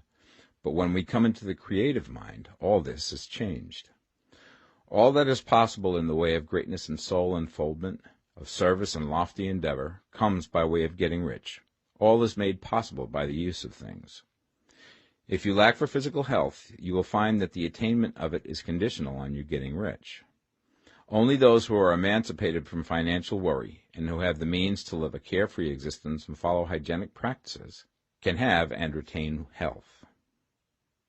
Moral and spiritual greatness is possible only to those who are above the competitive battle for existence, and only those who are becoming rich on the plane of creative thought are free from the degrading influences of competition. If your heart is set on domestic happiness, remember that love flourishes best when there is refinement, a high level of thought, and freedom from corrupting influences, and these are to be found only where riches are attained by the exercise of creative thought, without strife or rivalry. You can aim at nothing so great or noble, I repeat, as to become rich, and you must fix your attention upon your mental picture of riches, to the exclusion of all that may tend to dim or obscure the vision. You must learn to see the underlying truth in all things. You must see beneath all seemingly wrong conditions the great one life, ever moving forward towards fuller expression and more complete happiness. It is the truth that there is no such thing as poverty, that there is only wealth. Some people remain in poverty because they are ignorant of the fact that there is wealth for them, and these can best be taught by showing them the way to affluence in your own person and practice. Others are poor because, while they feel that there is a way out, they are too intellectually indolent to put forth the mental effort necessary to find that way and by travel it. Others still are poor because, while they have some notion of science, they have become so swamped and lost in the maze of metaphysical and occult theories that they do not know which road to take. They try a mixture of many systems and fail in all. For these, again, the very best thing to do is to show the right way in your own person and practice. An ounce of doing things is worth a pound of theorizing. The very best thing you can do for the whole world is to make the most of yourself. You can serve God and man in no more effective way than by getting rich. That is, if you get rich by the creative method and not by the competitive one. Another thing. We assert that this book gives in detail the principles of the science of getting rich. And if that is true, you do not need to read any other book upon the subject. This may sound narrow and egotistical, but consider. There is no more scientific method of computation in mathematics than by addition, subtraction, multiplication, and division. No other method is possible. There can be but one shortest distance between 2 points. There is only one way to think scientifically, and that is to think in the way that leads by the most direct and simple route to the goal. No man has yet formulated a briefer or less complex system than the one set forth herein. It has been stripped of all non-essentials. When you commence on this, lay all others aside. Put them out of your mind altogether. Read this book every day. Keep it with you. Commit it to memory, and do not think about other systems and theories. If you do, you will begin to have doubts, and to be uncertain and wavering in your thought, and then you will begin to make failures. After you have made good and become rich, you may study other systems as much as you please. But until you are quite sure that you have gained what you want, do not read anything on this line but this book, unless it be the authors mentioned in the preface. And read only the most optimistic comments on the world's news, those in harmony with your picture. Also, postpone your investigations into the occult. Do not dabble in theosophy, spiritualism, or kindred studies. It is very likely that the dead still live and are near, but if they are, let them alone. Mind your own business. Wherever the spirits of the dead may be, they have their own work to do and their own problems to solve, and we have no right to interfere with them. We cannot help them, and it is very doubtful whether they can help us, or whether we have any right to trespass upon their time if they can. Let the dead and the hereafter alone, and solve your own problem. Get rich. If you begin to mix with the occult, you will start mental cross-currents which will surely bring your hopes to shipwreck. Now, this and the preceding chapters have brought us to the following statement of basic facts. There is a thinking stuff from which all things are made, and which, in its original state, permeates, penetrates, and fills the interspaces of the universe. A thought in this substance produces the thing that is imaged by the thought. Man can form things in his thought, and, by impressing his thought upon formless substance, can cause the thing he thinks about to be created. In order to do this, man must pass from the competitive to the creative mind. He must form a clear mental picture of the things he wants, and hold this picture in his thoughts with the fixed purpose to get what he wants, and the unwavering faith that he does get what he wants, closing his mind against all that may tend to shake his purpose, dim his vision, or quench his faith. And in addition to all this, we shall now see that he must live and act in a certain way. Chapter 11. Acting in the Certain Way. Thought is the creative power, or the impelling force which causes the creative power to act. Thinking in a certain way will bring riches to you, but you must not rely upon thought alone, paying no attention to personal action. That is the rock upon which many otherwise scientific metaphysical thinkers meet shipwreck, the failure to connect thought with personal action. We have not yet reached the stage of development, even supposing such a stage to be possible, in which man can create directly from formless substance without nature's processes or the work of human hands. Man must not only think, but his personal action must supplement his thought. By thought you can cause the gold in the hearts of the mountains to be impelled towards you, but it will not mine itself, refine itself, coin itself into double eagles, and come rolling along the roads seeking its way into your pocket. Under the impelling power of the Supreme Spirit, men's affairs will be so ordered that someone will be led to mine the gold for you. Other men's business transactions will be so directed that the gold will be brought toward you, and you must so arrange your own business affairs that you may be able to receive it when it comes to you. Your thought makes all things, animate and inanimate, work to bring you what you want, but your personal activity must be such that you can rightly receive what you want when it reaches you. You are not to take it as charity, nor to steal it. You must give every man more in use value than he gives you in cash value.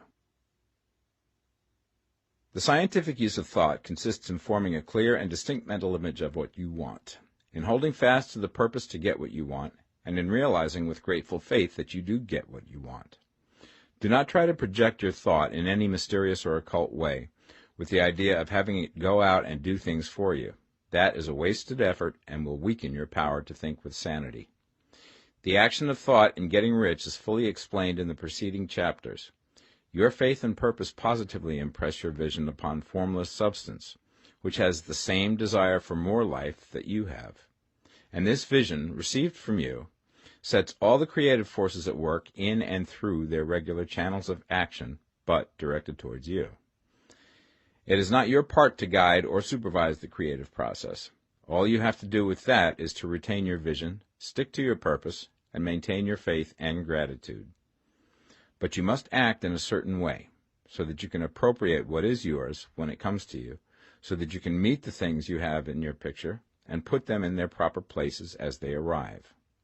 You can really see the truth of this. When things reach you, they will be in the hands of other men, who will ask an equivalent for them. And you can only get what is yours by giving the other man what is his. Your pocketbook is not going to be transformed into a Fortunata's purse, which shall be always full of money without effort on your part. This is the crucial point in the science of getting rich, right here, where thought and personal action must be combined.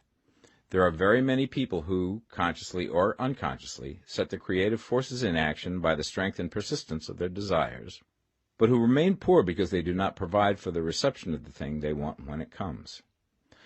By thought, the thing you want is brought to you. By action, you receive it. Whatever your action is to be, it is evident that you must act now.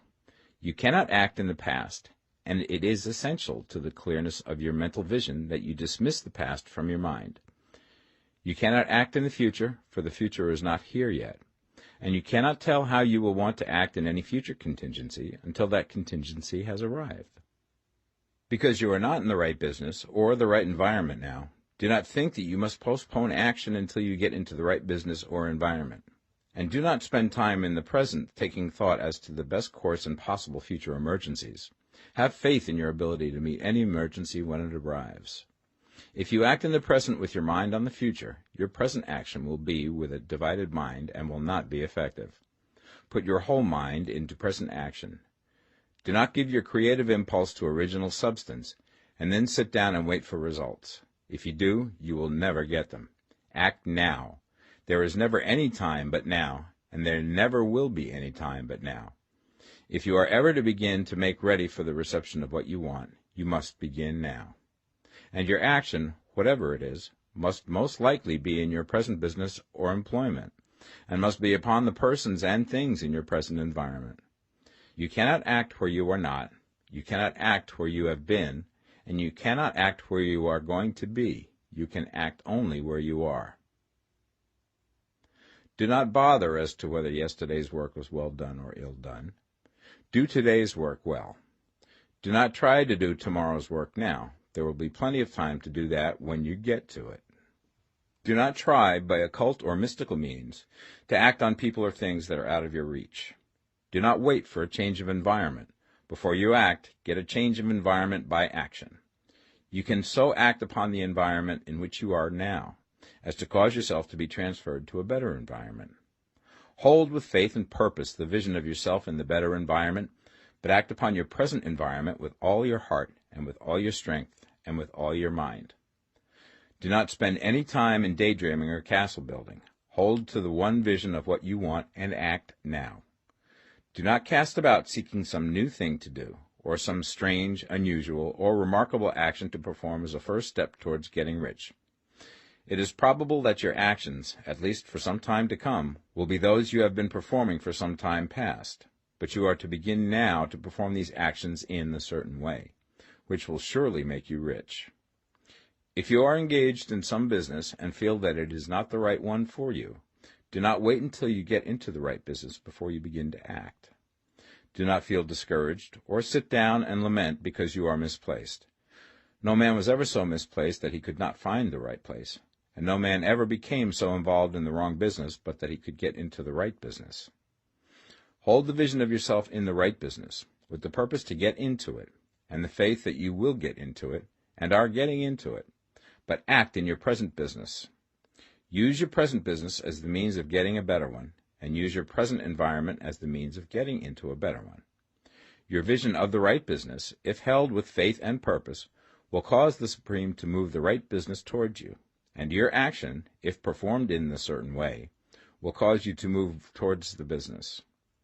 If you are an employee or wage earner and feel that you must change places in order to get what you want, do not project your thought into space and rely upon it to get you another job.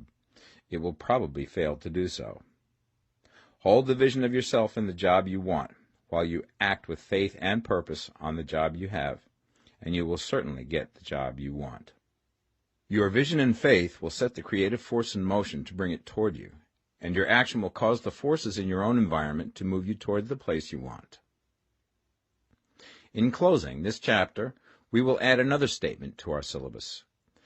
There is a thinking stuff from which all things are made, and which, in its original state, permeates, penetrates, and fills the interspaces of the universe. A thought in this substance produces the thing that is imaged by the thought. Man can form things in his thought, and, by impressing his thought upon formless substance, can cause the thing he thinks about to be created. In order to do this, man must pass from the competitive to the creative mind. He must form a clear mental picture of the thing he wants, and hold this picture in his thoughts with the fixed purpose to get what he wants, and the unwavering faith that he does get what he wants, closing his mind to all that may tend to shake his purpose, dim his vision, or quench his faith. That he may receive what he wants when it comes, man must act now upon the people and things in his present environment. Chapter 12. Efficient Action. You must use your thought as directed in previous chapters, and begin to do what you can do where you are. And you must do all that you can do where you are. You can advance only by being larger than your present place, and no man is larger than his present place who leaves undone any of the work pertaining to that place. The world is advanced only by those who more than fill their present places. If no man quite filled his present place, you can see that there must be a going backward in everything. Those who do not quite fill their present places are dead weight upon society, government, commerce, and industry. They must be carried along by others at a great expense. The progress of the world is retarded only by those who do not fill the places they are holding.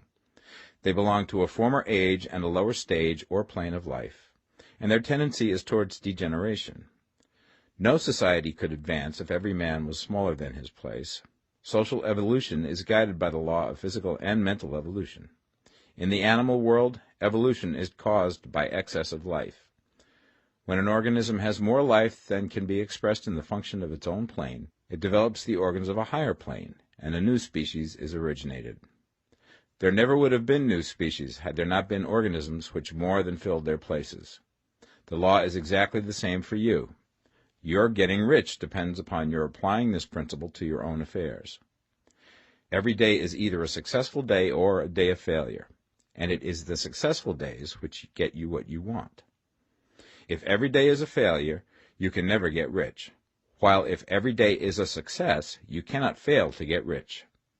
If there is something that may be done today, and you do not do it, you have failed in so far as that thing is concerned, and the consequences may be more disastrous than you imagine.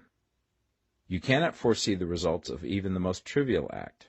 You do not know the workings of all the forces that have been set moving in your behalf. Much may be depending on your doing some simple act. It may be the very thing which is to open the door of opportunity to very great possibilities. You can never know all the combinations which Supreme Intelligence is making for you in the world of things and of human affairs. Your neglect or failure to do some small thing may cause a long delay in getting what you want. Do, every day, all that can be done that day. There is, however, a limitation or qualification of the above that you must take into account. You are not to overwork, not to rush blindly into your business in the effort to do the greatest possible number of things in the shortest possible time. You are not to try to do tomorrow's work today, nor to do a week's work in a day. It is really not the number of things you do, but the efficiency of each separate action that counts. Every act is, in itself, either a success or a failure. Every act is, in itself, either effective or inefficient. Every inefficient act is a failure, and if you spend your life in doing inefficient acts, your whole life will be a failure. The more things you do, the worse for you if all your acts are inefficient ones. On the other hand, every efficient act is a success in itself, and if every act of your life is an efficient one, your whole life must be a success. The cause of failure is doing too many things in an inefficient manner, and not doing enough things in an efficient manner. You will see that it is a self-evident proposition that if you do not do any inefficient acts, and if you do a sufficient number of efficient acts, you will become rich. If, now, it is possible for you to make each act an efficient one, you see again that the getting of riches is reduced to an exact science, like mathematics. The matter turns, then, on the questions whether you can make each separate act a success in itself, and this you certainly can do. You can make each act a success because all power is working with you, and all power cannot fail. Power is at your service, and to make each act efficient, you have only to put power into it. Every action is either strong or weak, and when everyone is strong, you are acting in a certain way, which will make you rich. Every act can be made strong and efficient by holding your vision while you are doing it, and putting the whole power of your faith and purpose into it. It is at this point that the people fail who separate mental power from personal action. They use the power of the mind in one place and at one time, and they act in another place at another time.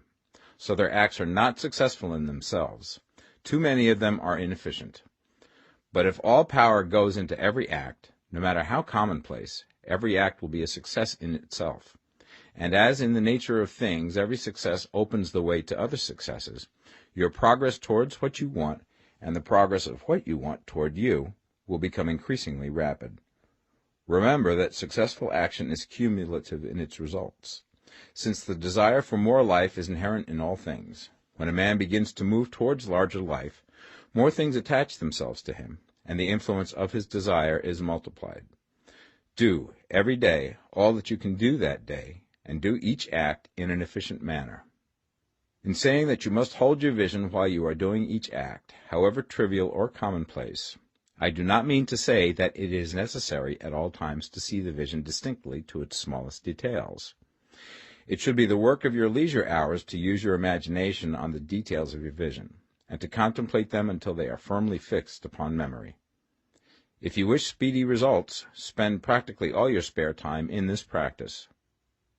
By continuous contemplation you will get the picture of what you want, even to the smallest details, so firmly fixed upon your mind and so completely transferred to the mind of formless substance, that in your working hours you need only to mentally refer to the picture to stimulate your faith and purpose, and cause your best effort to be put forth. Contemplate your picture in your leisure hours until your consciousness is so full of it that you can grasp it instantly.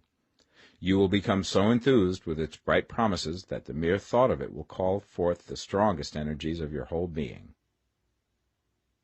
Let us again repeat our syllabus, and by slightly changing the closing statements, bring it to the point we have now reached. There is a thinking stuff from which all things are made, and which, in its original state, permeates, penetrates, and fills the interspaces of the universe. A thought in this substance produces the thing that is imaged by the thought. Man can form things in his thought, and, by impressing his thought upon formless substance, can cause the thing he thinks about to be created. In order to do this, man must pass from competitive to the creative mind. He must form a clear mental picture of the thing he wants, and do, with faith and purpose, all that can be done each day, doing each separate thing in an efficient manner. Chapter 13. Getting into the right business. Success in any particular business depends for one thing upon your possessing in a well-developed state the faculties required in that business. Without good musical faculty, no one can succeed as a teacher of music. Without well-developed mechanical faculties, no one can achieve great success in any of the mechanical trades. Without tact and the commercial faculties, no one can succeed in the mercantile pursuits. But to possess in a well-developed state the faculties required in your particular vocation does not ensure getting rich. There are musicians who have remarkable talent and who yet remain poor. There are blacksmiths, carpenters, and so on who have excellent mechanical ability, but who do not get rich. And there are merchants with good faculties for dealing with men who nevertheless fail. The different faculties are tools. It is essential to have good tools, but it is also essential that the tools should be used in the right way. One man can take a sharp saw, a square, a good plane, and so on, and build a handsome article of furniture. Another man can take the same tools and set to work to duplicate the article, but his production will be a botch. He does not know how to use good tools in a successful way. The various faculties of your mind are the tools with which you must do the work which is to make you rich. It will be easier for you to succeed if you get into a business for which you are well equipped with mental tools. Generally speaking, you will do best in that business which will use your strongest faculties, the one for which you are naturally best fitted. But there are limitations to this statement also. No man should regard his vocation as being irrevocably fixed by the tendencies with which he was born. You can get rich in any business, for if you have not the right talent you can develop that talent. It merely means that you will have to make your tools as you go along, instead of confining yourself to the use of those with which you were born. It will be easier for you to succeed in a vocation for which you already have the talent in a well-developed state, but you can succeed in any vocation, for you can develop any rudimentary talent, and there is no talent of which you have not at least the rudiment. You will get rich most easily in point of effort if you do that for which you are best fitted, but you will get rich most satisfactorily if you do that which you want to do. Doing what you want to do is life, and there is no real satisfaction in living if we are compelled to be forever doing something which we do not like to do, and can never do what we want to do. And it is certain that you can do what you want to do. The desire to do it is proof that you have within you the power which can do it. Desire is a manifestation of power. The desire to play music is the power which can play music seeking expression and development. The desire to invent mechanical devices is the mechanical talent seeking expression and development. When there is no power, either developed or undeveloped, to do a thing, there is never any desire to do that thing. And where there is strong desire to do a thing, it is certain proof that the power to do it is strong, and only requires to be developed and applied in the right way. All things else being equal, it is best to select the business for which you have the best developed talent. But if you have a strong desire to engage in any particular line of work, you should select that work as the ultimate end at which you aim. You can do what you want to do, and it is your right and privilege to follow the business or avocation which will be most congenial and pleasant. You are not obliged to do what you do not like to do, and should not do it except as a means to bring you to the doing of the thing you want to do. If there are past mistakes whose consequences have placed you in an undesirable business or environment, you may be obliged for some time to do what you do not like to do. If you feel that you are not in the right vocation, do not act too hastily in trying to get into another one. The best way, generally, to change business or environment is by growth. Do not be afraid to make a sudden and radical change if the opportunity is presented, and you feel, after careful consideration, that it is the right opportunity. But never take sudden or radical action when you are in doubt as to the wisdom of doing so. There is never any hurry on the creative plane, and there is no lack of opportunity. When you get out of the competitive mind, you will understand that you never need to act hastily. No one else is going to beat you to the thing you want to do. There is enough for all. If one space is taken, another and a better one will be opened for you a little further on. There is plenty of time. When you are in doubt, wait. Fall back on the contemplation of your vision, and increase your faith and purpose. And by all means, in times of doubt and indecision, cultivate gratitude. A day or two spent in contemplating the vision of what you want, and in earnest thanksgiving that you are getting it, will bring your mind into such close relationship with the Supreme that you will make no mistake when you do act. There is a mind which knows all there is to know, and you can come into close unity with this mind by faith and the purpose to advance in life if you have deep gratitude. Mistakes come from acting hastily, or from acting in fear or doubt, or in forgetfulness of the right motive, which is more life to all and less to none. As you go on in the certain way, opportunities will come to you in increasing number, and you will need to be very steady in your faith and purpose, and to keep in close touch with the all-mind by reverent gratitude. Do all that you can do in a perfect manner every day, but do it without haste, worry, or fear. Go as fast as you can, but never hurry. Remember that in the moment you begin to hurry, you cease to be a creator and become a competitor. You drop back upon the old plane again. Whenever you find yourself hurrying, call a halt. Fix your attention on the mental image of the thing you want, and begin to give thanks that you are getting it. The exercise of gratitude will never fail to strengthen your faith and renew your purpose. Chapter 14. The Impression of Increase. Whether you change your vocation or not, your actions for the present must be those pertaining to the business in which you are now engaged. You can get into the business you want by making constructive use of the business you are already established in, by doing your daily work in a certain way. And in so far as your business consists in dealing with other men, whether personally or by letter, the key thought of all your efforts must be to convey to their minds the impression of increase. Increase is what all men and women are seeking. It is the urge of the formless intelligence within them, seeking fuller expression. The desire for increase is inherent in all nature. It is the fundamental impulse of the universe. All human activities are based on the desire for increase. People are seeking more food, more clothes, better shelter, more luxury, more beauty, more knowledge, more pleasure. Increase in something, more life. Every living thing is under this necessity for continuous advancement. Where increase of life ceases, dissolution and death set in at once. Man instinctively knows this, and hence he is forever seeking more. This law of perpetual increase is set forth by Jesus in the parable of the talents. Only those who gain more retain any. From him who hath not shall be taken away even that which he hath. The normal desire for increased wealth is not an evil or a reprehensible thing. It is simply the desire for more abundant life. It is aspiration. And because it is the deepest instinct of their natures, all men and women are attracted to him who can give them more of the means of life. In following the certain way, you are getting continuous increase for yourself, and you are giving it to all with whom you deal. You are a creative center from which increase is given off to all. Be sure of this, and convey assurance of the fact to every man, woman, and child with whom you come in contact.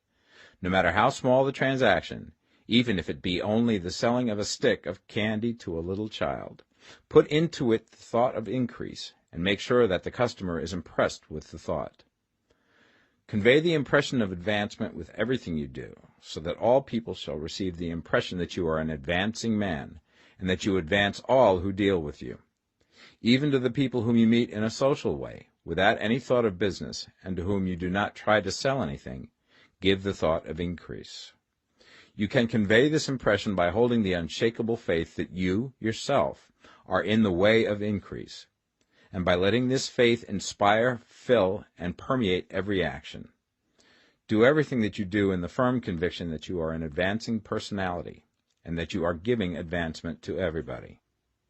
Feel that you are getting rich, and that in doing so you are making others rich, and conferring benefits to all. Do not boast or brag of your success, or talk about it unnecessarily. True faith is never boastful. Wherever you find a boastful person, you find one who is secretly doubtful and afraid. Simply feel the faith, and let it work out in every transaction. Let every act and tone and look express the quiet assurance that you are getting rich, that you are already rich. Words will not be necessary to communicate this feeling to others. They will feel the sense of increase when in your presence, and will be attracted to you again. You must so impress others that they will feel that in associating with you they will get increase for themselves. See that you give them a use value greater than the cash value you are taking from them. Take an honest pride in doing this, and let everybody know it, and you will have no lack of customers.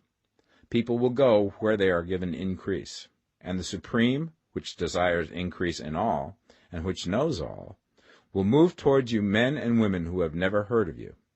Your business will increase rapidly, and you will be surprised at the unexpected benefits which will come to you.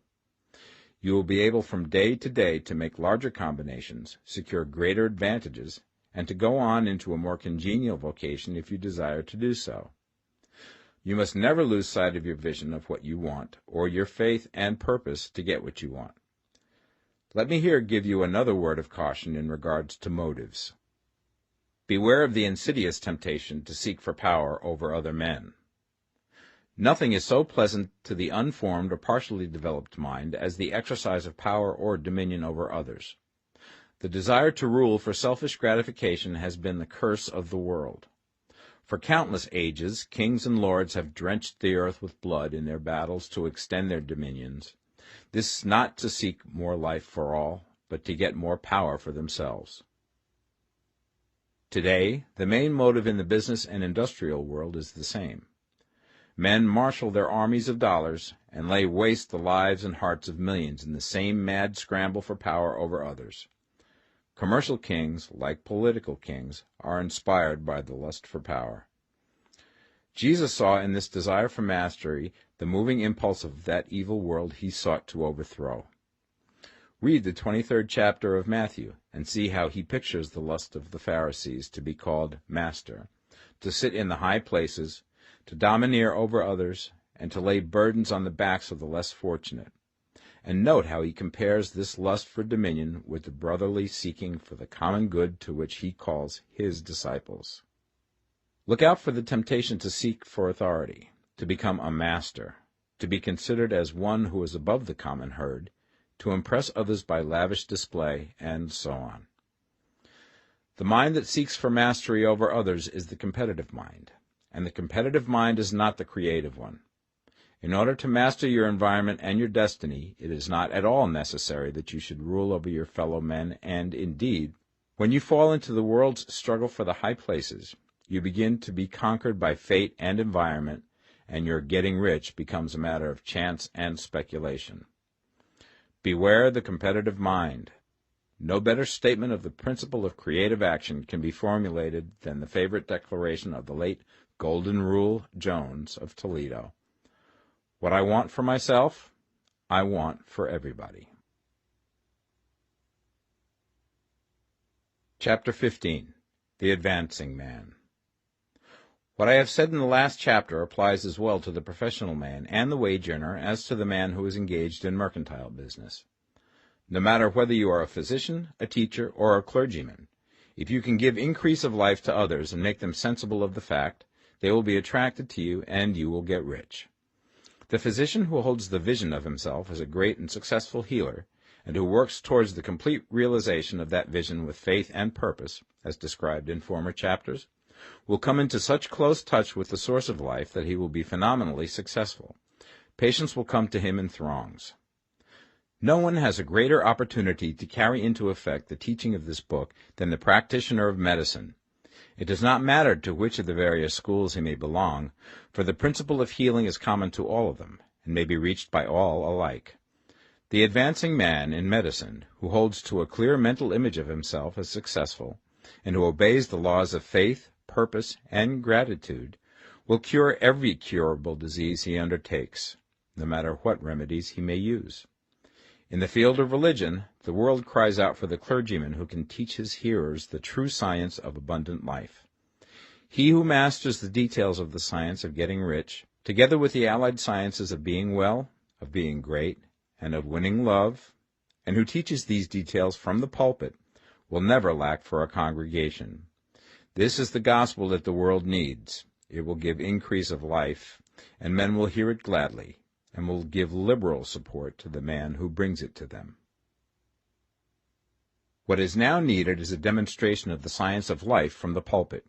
We want preachers who can not only tell us how, but who, in their own persons, will show us how. We need the preacher who will himself be rich, healthy, great, and beloved, to teach us how to attain to these things, and when he comes he will find a numerous and loyal following. The same is true of the teacher who can inspire the children with the faith and purpose of the advancing life. He will never be out of a job, and any teacher who has this faith and purpose can give it to his pupils. He cannot help giving it to them if it is part of his own life and practice. What is true of the teacher, preacher, and physician is true of the lawyer, dentist, real estate man, insurance agent, of everybody. The combined mental and personal action I have described is infallible. It cannot fail. Every man and woman who follows these instructions steadily, perseveringly, and to the letter will get rich. The law of the increase of life is as mathematically certain in its operation as the law of gravitation. Getting rich is an exact science.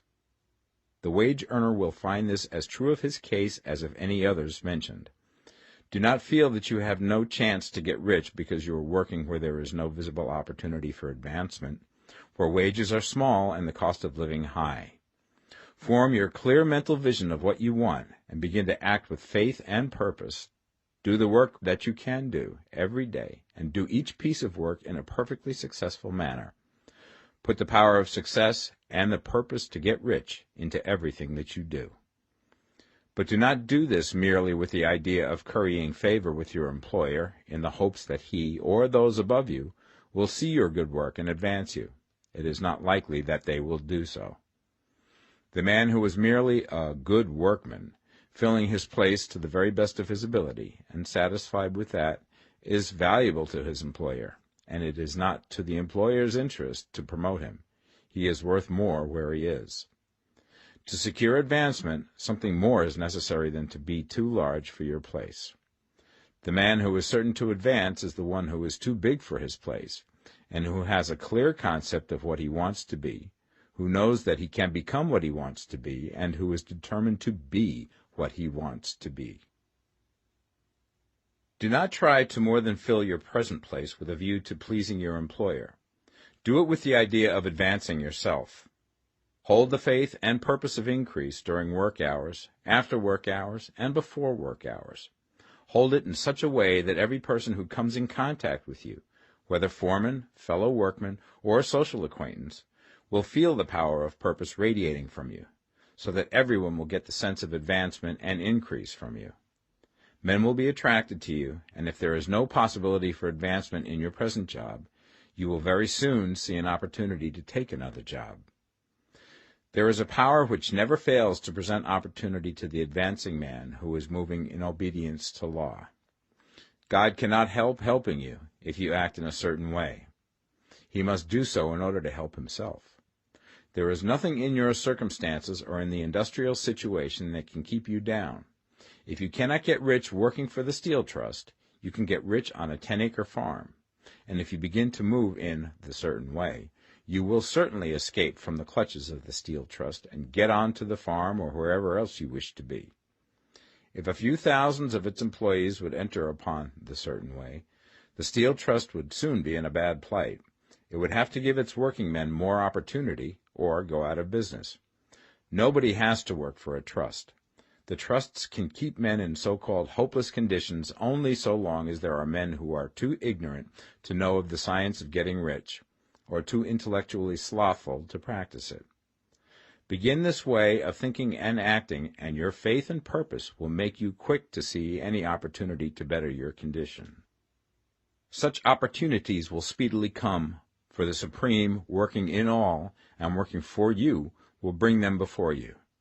Do not wait for an opportunity to be all that you want to be. When an opportunity to be more than you are now is presented, and you feel impelled toward it, take it. It will be the first step towards a greater opportunity. There is no such thing possible in this universe as a lack of opportunities for the man who is living the advancing life.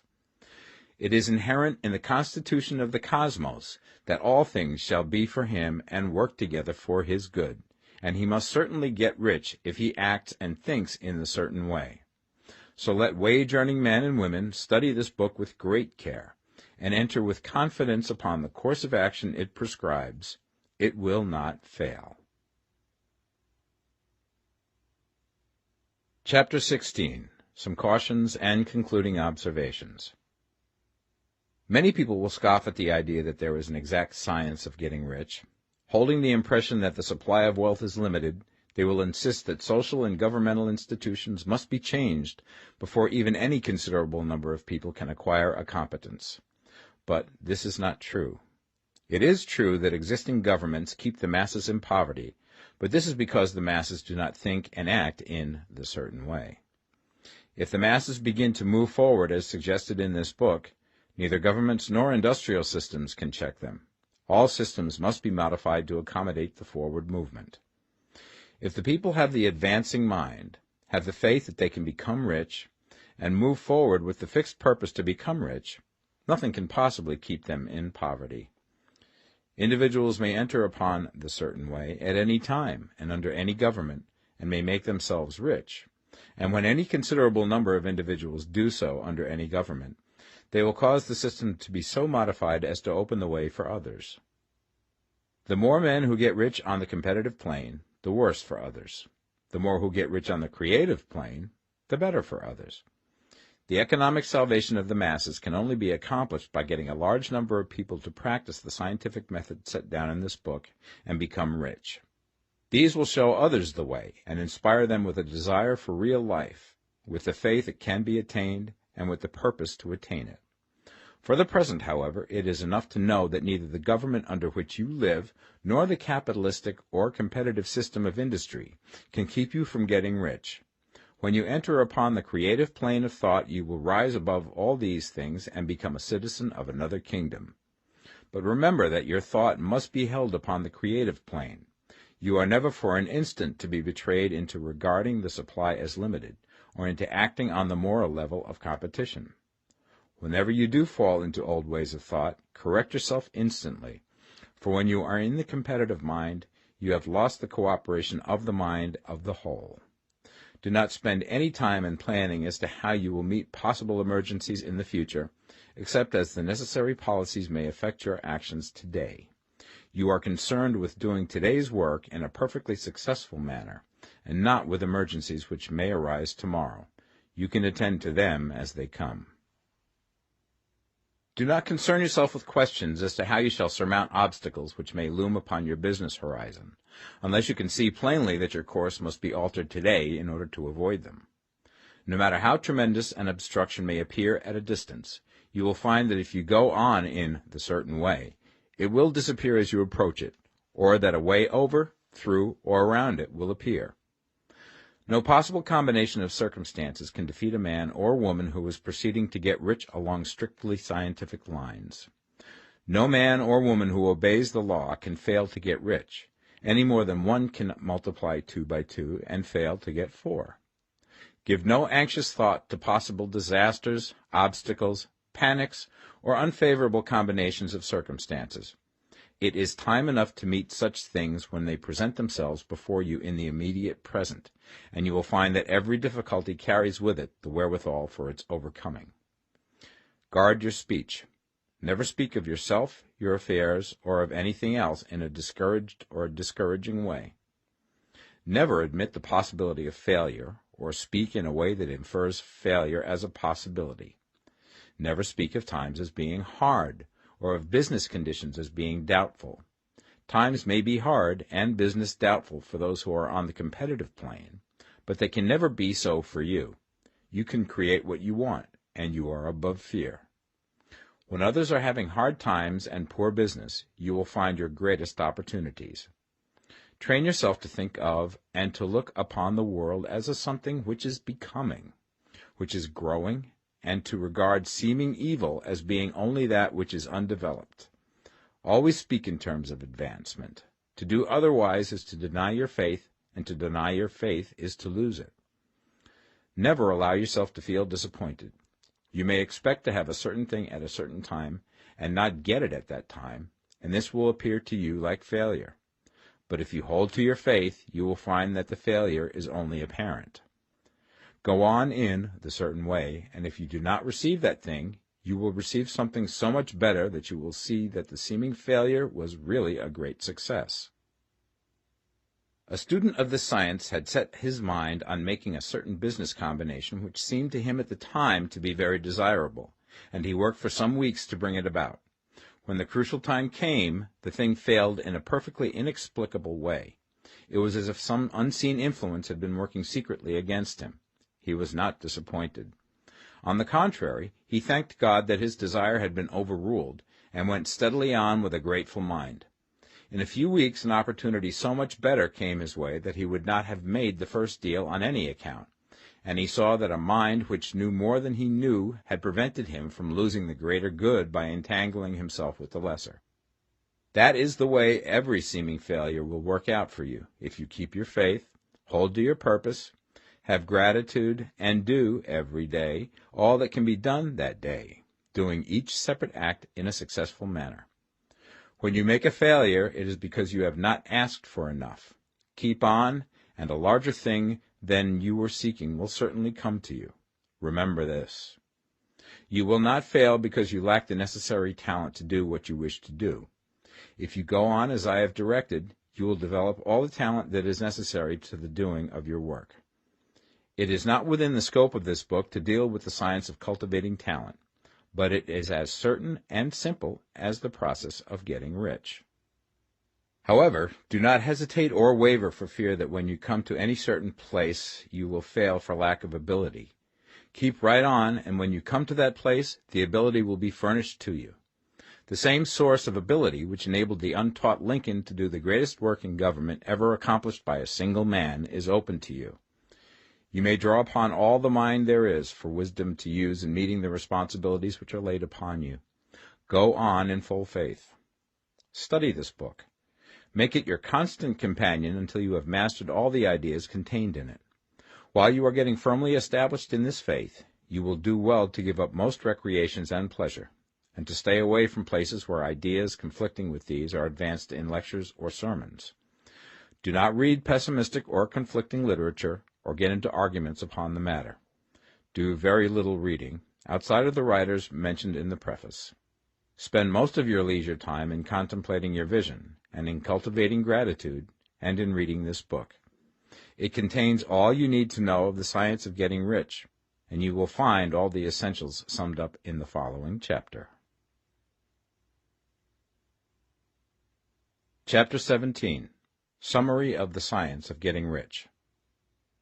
There is a thinking stuff from which all things are made, and which, in its original state, permeates, penetrates, and fills the interspaces of the universe.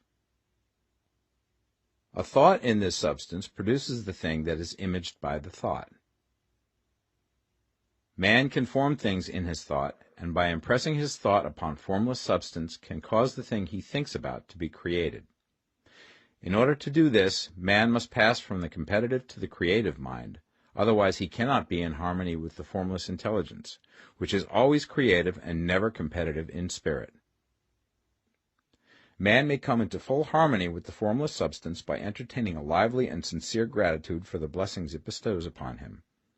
Gratitude unifies the mind of man with the intelligence of substance, so that man's thoughts are received by the formless. Man can remain upon the creative plane only by uniting himself with the formless intelligence through a deep and continuing feeling of gratitude. Man must form a clear and definite mental image of the things he wishes to have, to do, or to become, and he must hold this mental image in his thoughts, while being deeply grateful to the Supreme that all his desires are granted to him. The man who wishes to get rich must spend his leisure hours in contemplating his vision, and in earnest thanksgiving that the reality is being given to him. Too much stress cannot be laid on the importance of frequent contemplation of the mental image, coupled with unwavering faith and devout gratitude. This is the process by which the impression is given to the formless, and the creative forces set in motion. The creative energy works through the established channels of natural growth, and of the industry and social order.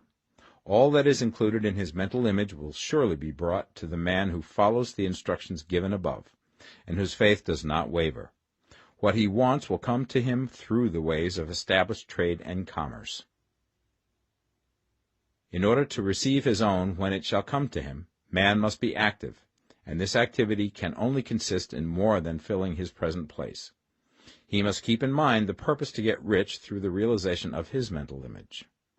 and he must do every day all that can be done that day, taking care to do each act in a successful manner. He must give to every man a use value in excess of the cash value he receives, so that each transaction makes for more life, and he must so hold the advancing thought that the impression of increase will be communicated to all with whom he comes in contact.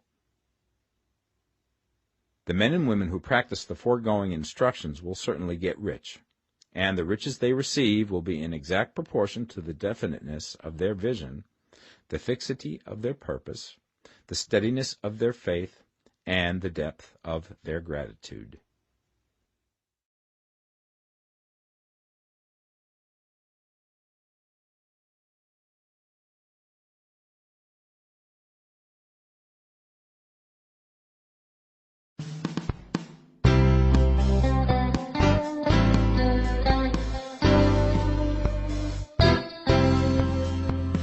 The Science of Getting Rich by Wallace D Wattles.